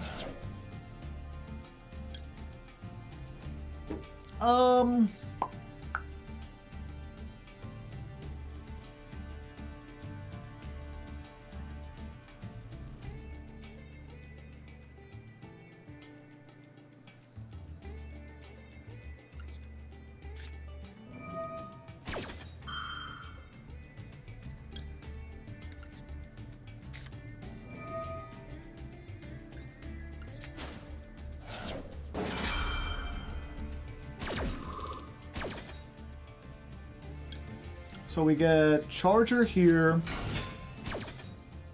We get this here. Doug gets its effect. They can teach me how to Dougie. I think I get this.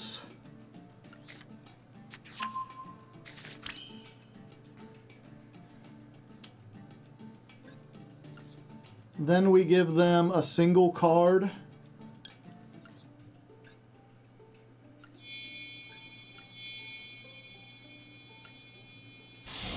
Unfortunately, we have so little. If they have any, like, disruption or whatever, we're just, like, donezo. But we kind of have to go for it. We add Boom Mock.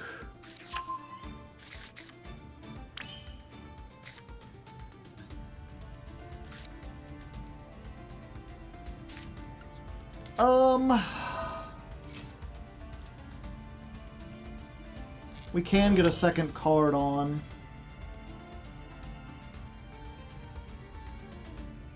Is it worth to give them another card to get another negate? I don't think it is.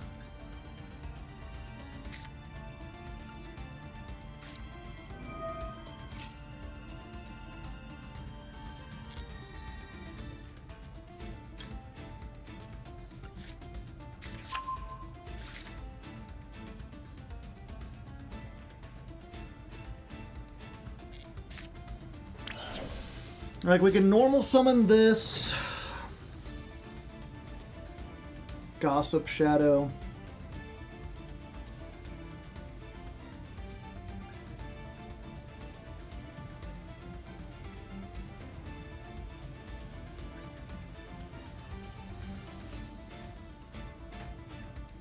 No, I don't think it's worth it. I think we just end. Oh.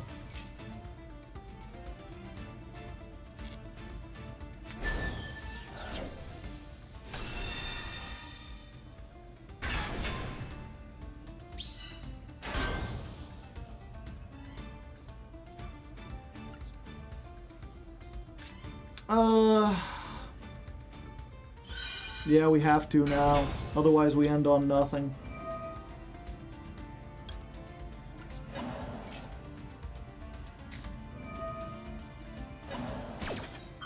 Every last hand trap.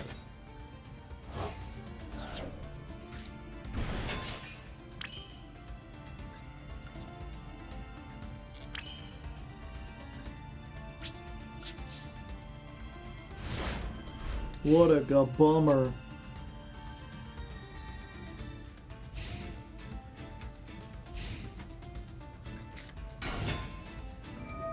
What the fuck?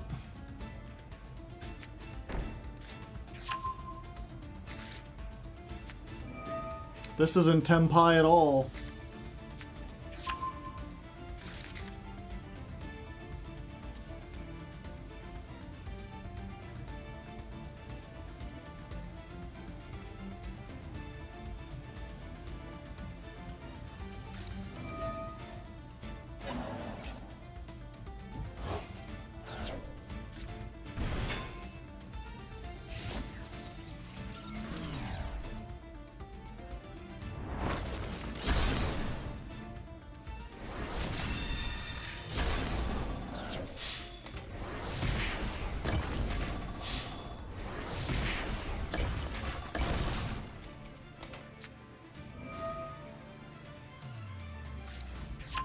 White dust on.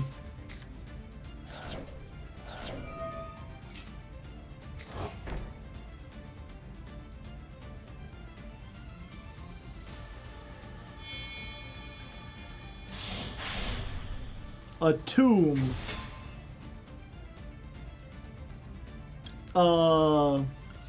Wrong choice, buddy.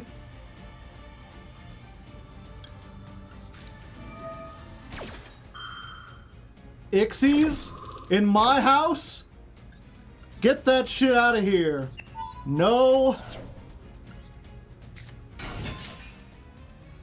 And no.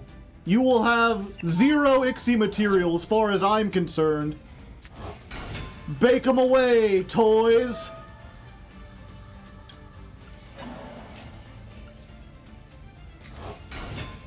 Your turn, my turn. You will rue the day you summoned an Ixie!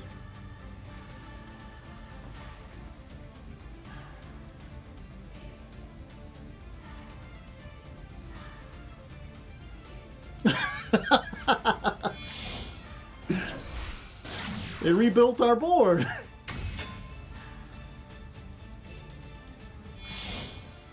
They still have Drill Beam. They do! But before I was like, oh, what do? I normal summon Tour Guide and she gets Drill Beamed. Now it's like, most likely I will have at least two other level 3s on board.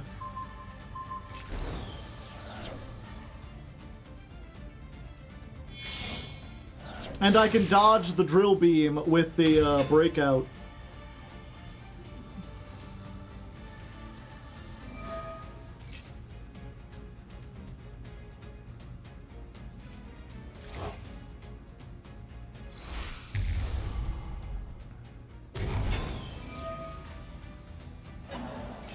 Lacrima, okay.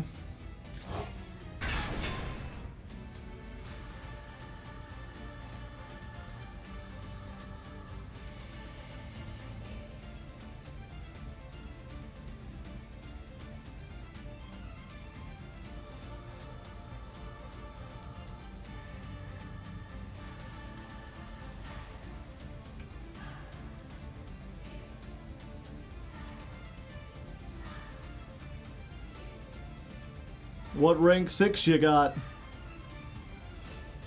And do you want to make it with what I have?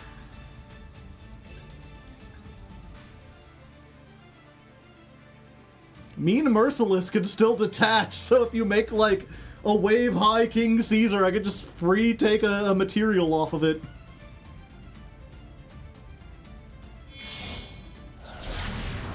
SP, interesting.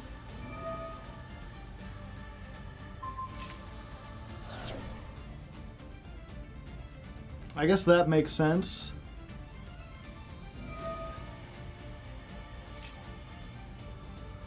Angel Trumpeter. Ah, you son of a bitch.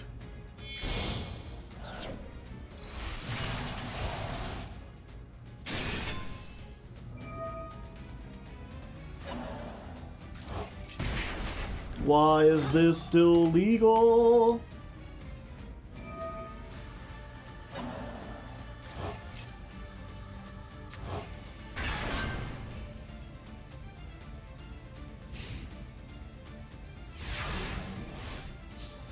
Okay, that's probably it.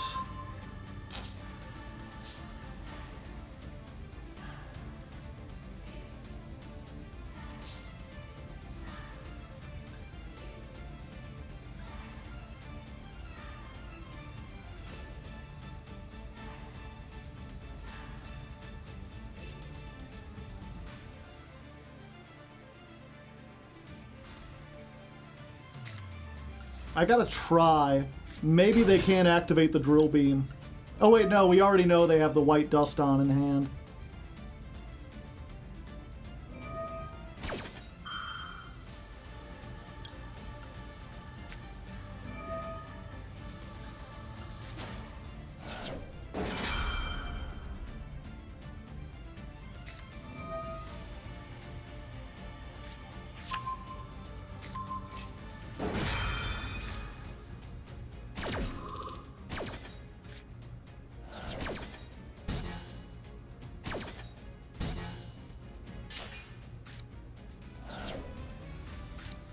Yep.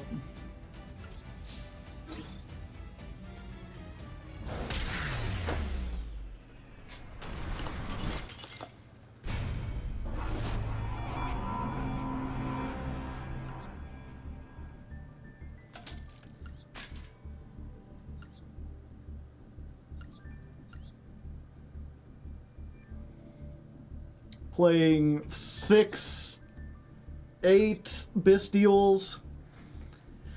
Just so they can summon the Angel Trumpeter and make Barone, which should not be legal in this game. But Konami is Konami.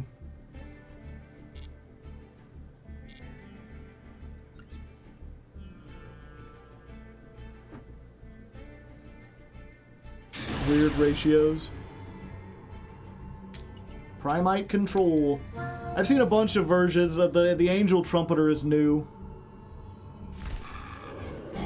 At least from what I know. Play a second normal monster.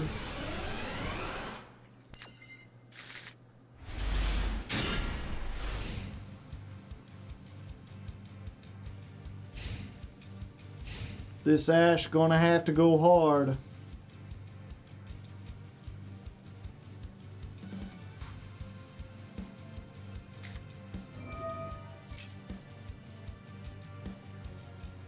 Yeah, we have to stop that.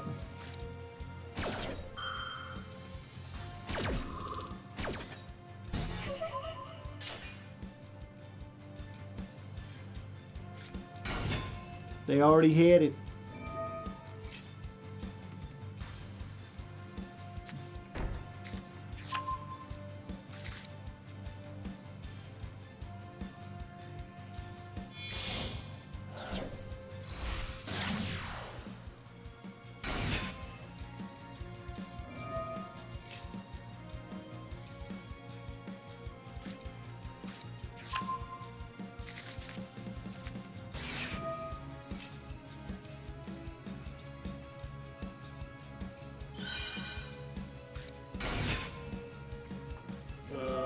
Okay, well, I lose.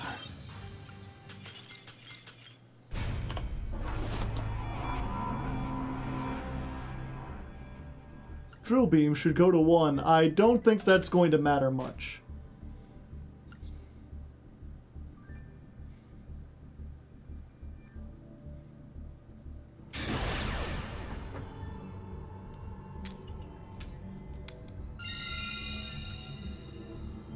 Lord Freezer!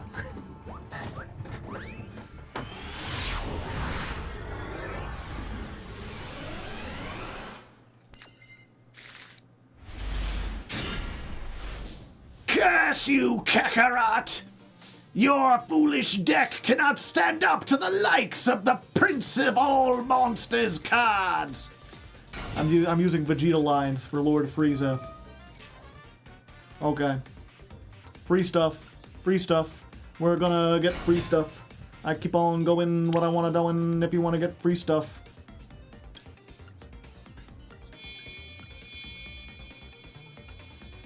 Let's go ahead, big gabonga. Doug. Teach me how to Dougie. Teach me how to Dougie. Teach me how to Dougie. Teach me how to Dougie. What? Okay, I have taught how to Dougie.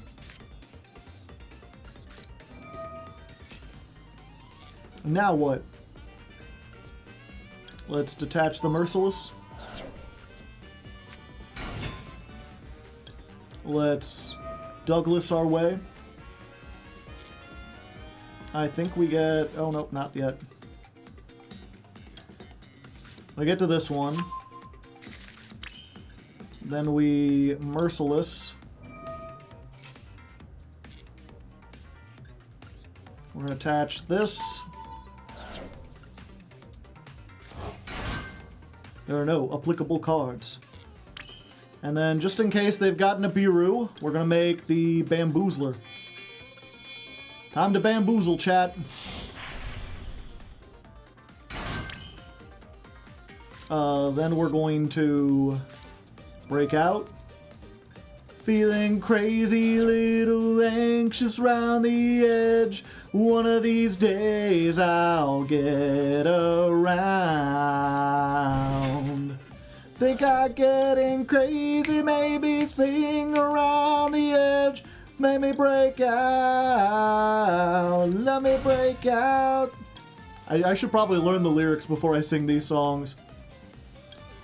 I just know the chorus is like, let me break out, let me break out. I don't want to look like that. Let's go ahead. We Grand Bash. We use the effect, make the level of the one monster become the level of the other monster. Let's change this one. Now it's time for Free Draws, the movie, the game.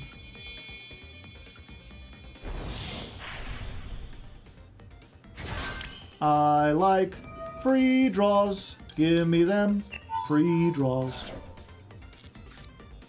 That's a good one. Nope.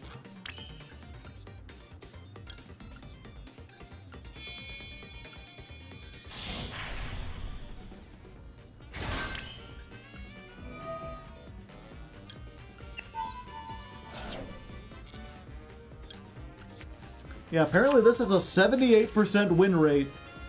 I guess when your deck gets far enough that you're making this, you just kind of win. Extra monster zone. Just for added space. And then we're going to set. We're going to set. And we're going to set. And we're going to hope they don't have any spell traps that do anything. Grab the Gone Wild.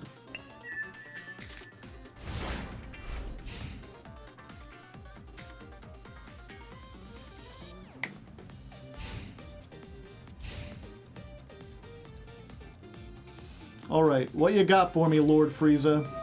Foolish Burial. How? Haha, foolish of them.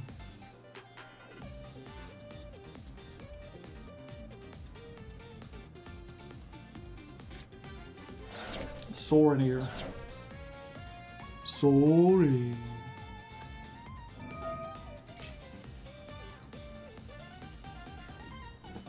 Sure. I'm guessing it's branded.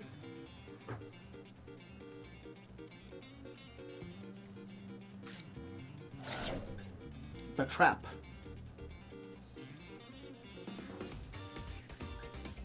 Just gotta make sure they don't get a branded spell trap into the graveyard.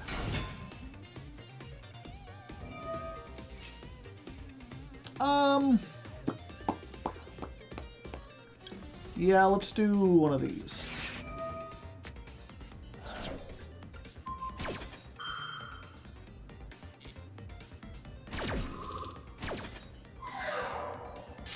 Valor on the Aluber the Doober of Boober.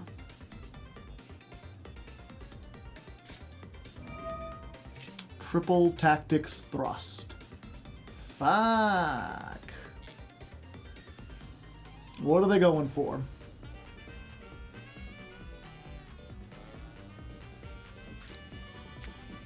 That grass. No. No. All the big mills. All the big mills. Every single mill.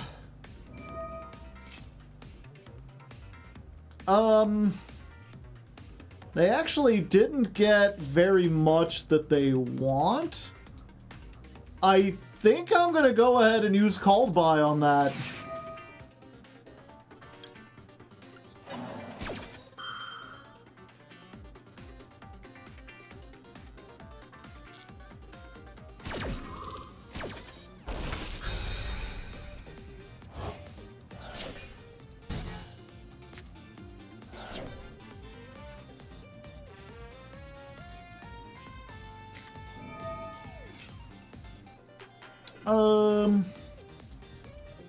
Yeah, we do this now. Right? Yeah, it gets more negation on.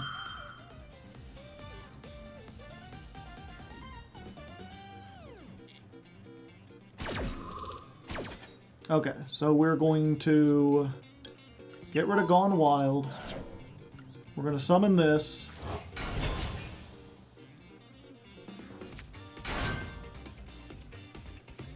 We're going to use this on you. And we're going to use this. I think we're going to save the Gabonga, because the Bonga will trigger off of any Ixie monster.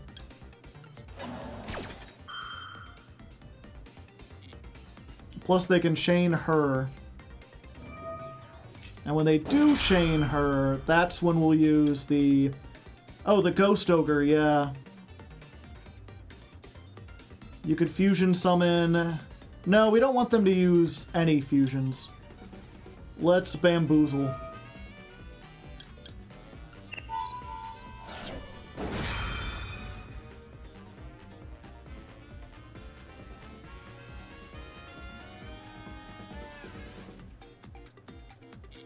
Okay. Bamboozle resolves. We both draw a card. That's a pretty good one.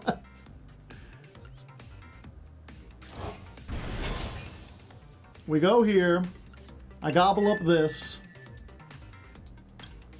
We activate this. Do we just want to gobble up this so they can't do anything with it? Yeah. We'll go ahead. Gobble up her.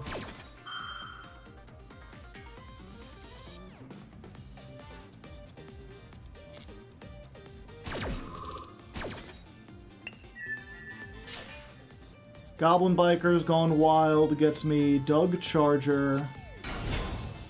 Doug is gonna charge me up for next game. Or next turn. And we're gonna go ahead and chain this.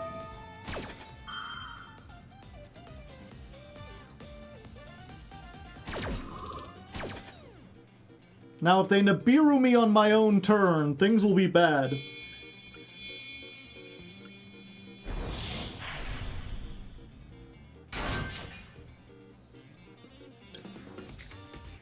Follow up.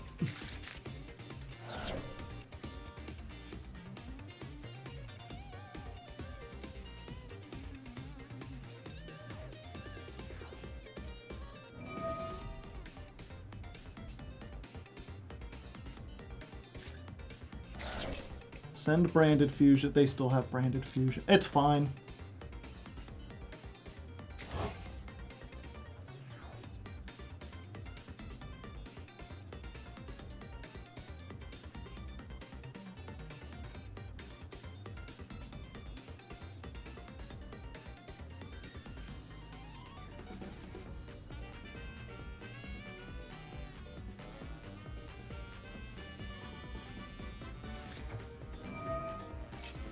Branded in white. Okay.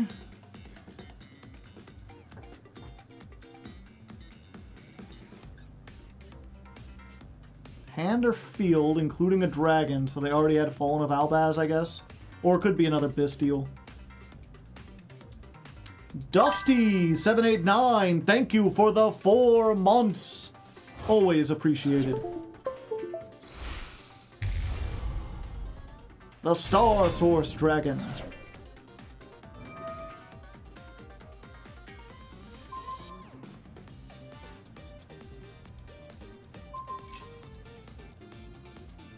What are they blowing up Gabonga and in the back row? Yeah, that's fine, right? Those don't do anything? They're about to drop Super Poly. If they've got Super Poly, they can chain it to this anyway. Yeah, we just allow it.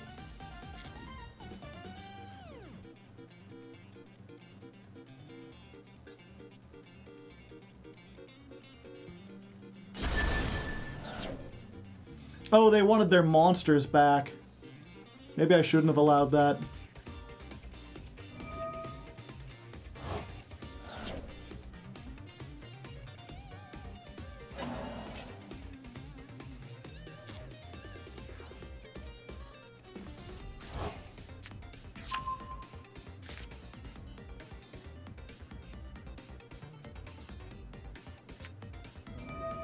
Okay, branded fusion.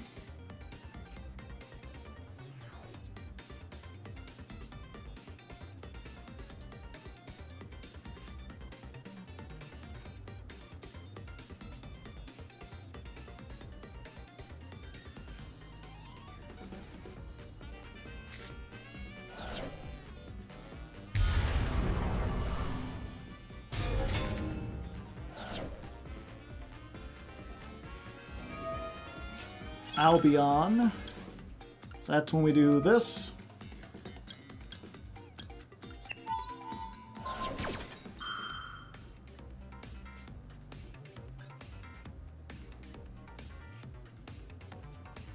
And you know, just to make sure it doesn't get, no, it's fine.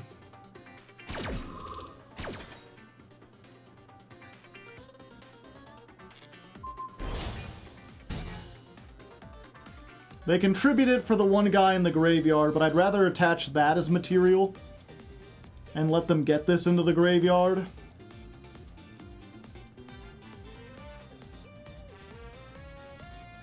Oh wait, I can put it as material and stop that.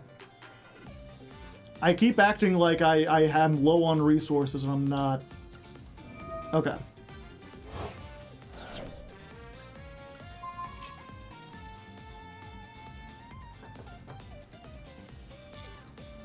Okay, so we equip the Ixie armor. That triggers this effect.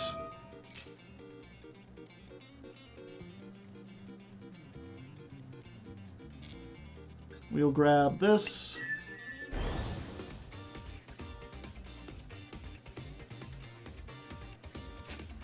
Oh yeah, and they can just attack over it. That was a little silly.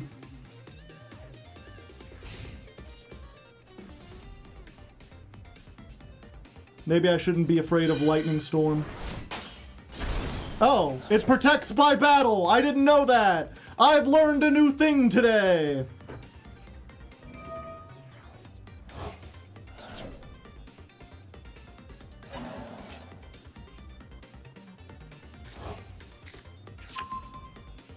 So they get Fallen of Albaz back.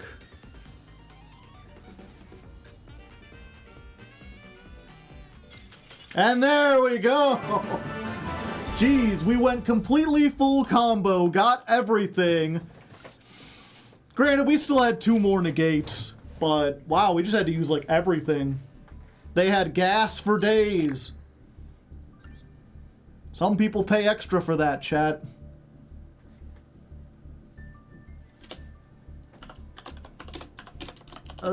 Duel.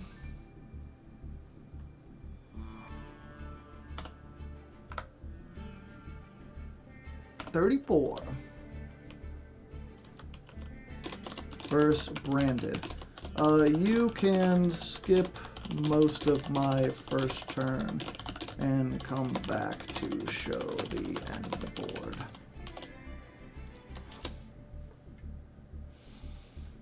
GBs, no, not Gladiator Beast. Okay. I think we're going to call it there, chat. We've reached our time. Notification. What's the notification? Maintenance. For May 8th. That's Thursday. No! Okay. So yeah, we've gotten about as far as we can. Next time we will break out the Fiendsmiths. See how that does it. You know, we spent 1/3 of our time doing pure Goblin Bikers. I feel like we gave them a pretty good shot. Next time we'll move into something else. For now, I am going to go ahead and get going. But I'll thank you all for coming here. We are currently the #3 Master Duel streamer. That's still pretty good. A lot of people wish they could be in the top 3, and I'm happy just to be in like the top 10, to be honest. Oh, we want to say goodbye to Critter. Critter, say goodbye to everyone. Thank you, Critter. So nice. Yeah, if you happen to be new here, if you're unfamiliar, I'm a Hardleg Joe, if you didn't know. I stream every Tuesday and Thursday, and usually on Friday. And the Tuesday and Thursday streams are all climbing the Master Duel ladder with different decks as chosen by my patrons. Every month, a new deck. This month, Goblin Bikers. Last month, Blue Eyes. Before that, Melodious, I think? Was it Melodious? No, it was Magical Musketeers before that. So we do all sorts of stuff, from like meta to more complete jank. We record 3 weeks in a row, trying to see how far we can get. And then at the end of the month, we take all the best highlights and we compile it together into one like 3-hour long movie-sized video called Ladder Climb. And that goes up on the YouTube, linked up there, youtube.com/hardleggaming. The Blue Eyes Ladder Climb will be out this Saturday. So if you want to see all the best moments of that edited together with funny jokes and little gifs and stuff like that, be sure to subscribe, check it out. Any thoughts on Momento, Goblin Biker? It's more Momento than Goblin Biker. It feels like it's just a Momento deck, but you can also like do some stuff. Anything else worth mentioning real quick while we're finishing up? I have an audiobook I'm working on called The Legend of Lefty. You can also find part 1 of that over on the YouTube. It's like the top video. I'm very proud of it. I've worked very hard. The first fourth, part 1 of 4, is up already. I'm working on part 2. That's what this is, the illustration fund. We're trying to get enough money to get some professional illustrations for part 2, which is hopefully coming out here in August or September. It's Mellow Melody, I see. And, what was it? I think this Friday I'm gonna try to stream. Normally I only stream every other Friday, but I've got 2 things I've been working on. One is I want to try, I'm trying to build a new Yu-Gi-Oh! Format. I call it Mirror Master. I'm still not exactly sure how I turn it into YouTube content. Right now, it's just going to be playing against patrons, but basically the idea is, instead of building your own deck, both players have been, like, we've had a deck specifically constructed to make for a really interesting mirror match. So, if you wanted to play, we would both get a copy of this deck. And it's basically just like, Monarch control. It's a whole lot of, like, free special summons, and then you're playing like 3 Zaborg so you can blow up their special summons. You've got Burning Dragon, which is like just slightly more attack than the Monarchs. So you can use that to beat over them, but it doesn't really have like a useful effect. Both players have 1 MST, 1 Mirror Force, 1 Torrential, 1 Heavy Storm Duster, and like once those are gone, you know they're gone. You just have to play around them until they're there.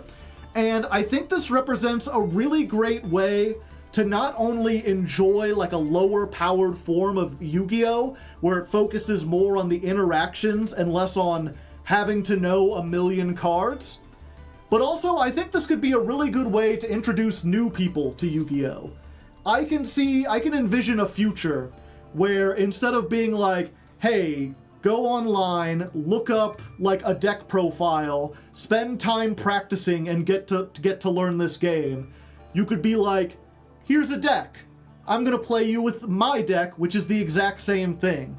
You'll probably lose, but pay attention to what plays I do, because everything I'm doing, you can do too.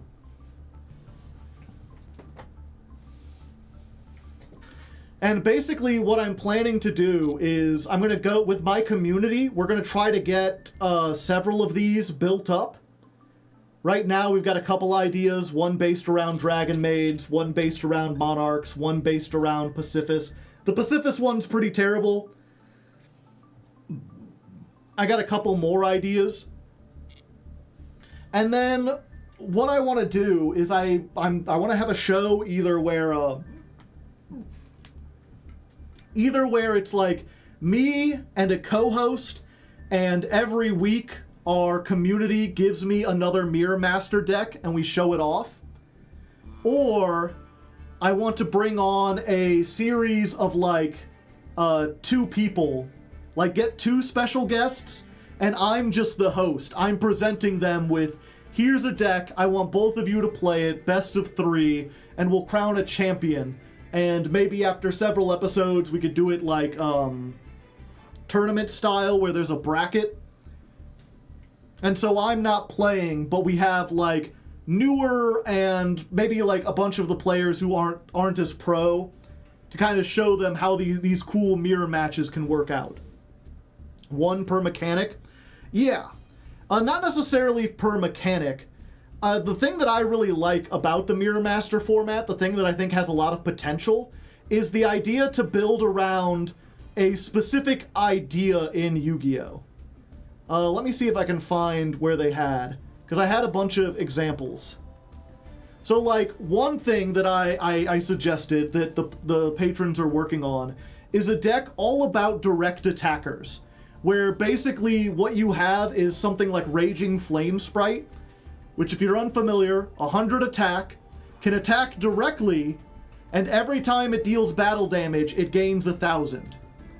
And that's like your highest attacker. You've got like UFO Turtle to search it, you've got other ways to get into it, and so both of your decks are built around trying to get your Raging Flame Sprite into higher attacks while preventing your opponent from doing the same thing.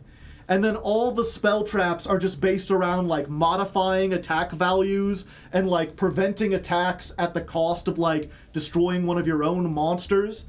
And because you have stuff like UFO Turtle, there's this idea of like, okay, if you let the Raging Flame Sprite get up to 2,000, then you can crash into it, summon your own Raging Flame Sprite, and then you can worry about taking care of those and hope they don't have the mechanics to get rid of it.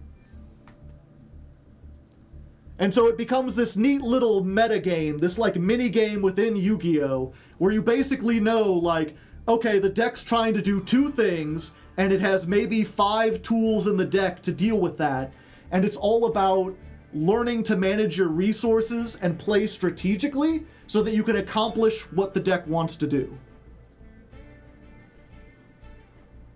Making one about flying elephant? No, I think you're still not quite getting it if you're thinking like flying elephant. Because that's something that's really like technical and tricky. And that's also like a win condition that's like hard to get off. Another one would be like a deck where it's all about flip monsters. And you're trying to do that. Trying to like, you know, prevent your opponent's flip effects from going off while resolving your own. Penned Mirror Master, maybe. That would also be a little bit more complicated. Old Bone Mill deck, yeah. I'm trying to, the big example, the thing I'm trying to go off of is, if you remember the Exodia event, where both players had an Exodia deck, and it was basically like, well, you could win by drawing Exodia, you could win by decking your opponent out because it mills like crazy, you could win by attacking with Exodia Incarnate, which could get really high with all the Exodia pieces in the graveyard, and then both players just had like 1 copy of Transaction Rollback, 1 copy of Exchange of Spirit to swap the deck with the graveyard, and like 2 copies each of Keldo and Kelbeck that could like mess around with their plays. And so it was like this game of like trying to prevent, I want to do something like that, where it's very clear from the onset that there's a couple things you can do. I think if you're thinking like White Elephant, it's like, then there's one thing you need to do. And it's really easy to prevent your opponent from doing that one thing if that's all it does. We'll see. I think if I play it on stream and we test it out, the more decks we try this out with, the more people will be able to narrow it down to get like the vibe I'm going for. And someone has a question. I know you called Legend of Lefty a novel. Do you have any plans on actually getting it physically published? Only if it succeeds really well. It was envisioned as like an audiobook. Like, all of the text was written not to be read, but to be performed by me vocally. So it really was like designed from the ground up to be an audio novel, more so. There's like specific stuff that works in it because you're hearing me talk. And if that gets really popular, if the YouTube video takes off and gets like millions of views and people really want a physical copy, then I'd look into like, yeah, if you want a copy of the transcript, we can kickstart it and get like a physical copy made. But that's not the main drive of it, the main idea. Did you win against that Melodious deck? No. What books do you like to read in your free time? All sorts of shit. Lately, I think when I started working on Legend of Lefty like a long time ago, I say it's like I've been working on it for 10 years, but it's more like I worked on it for 3 years and then I put it aside for a bunch and then I brought it back out like 2 years ago. But ever since that original thing, I was like, I need to do research, so I should read other fantasy novels to get an idea of what the common tropes and vibes are like. Because Legend of Lefty is supposed to be kind of like a satirical look at the fantasy genre.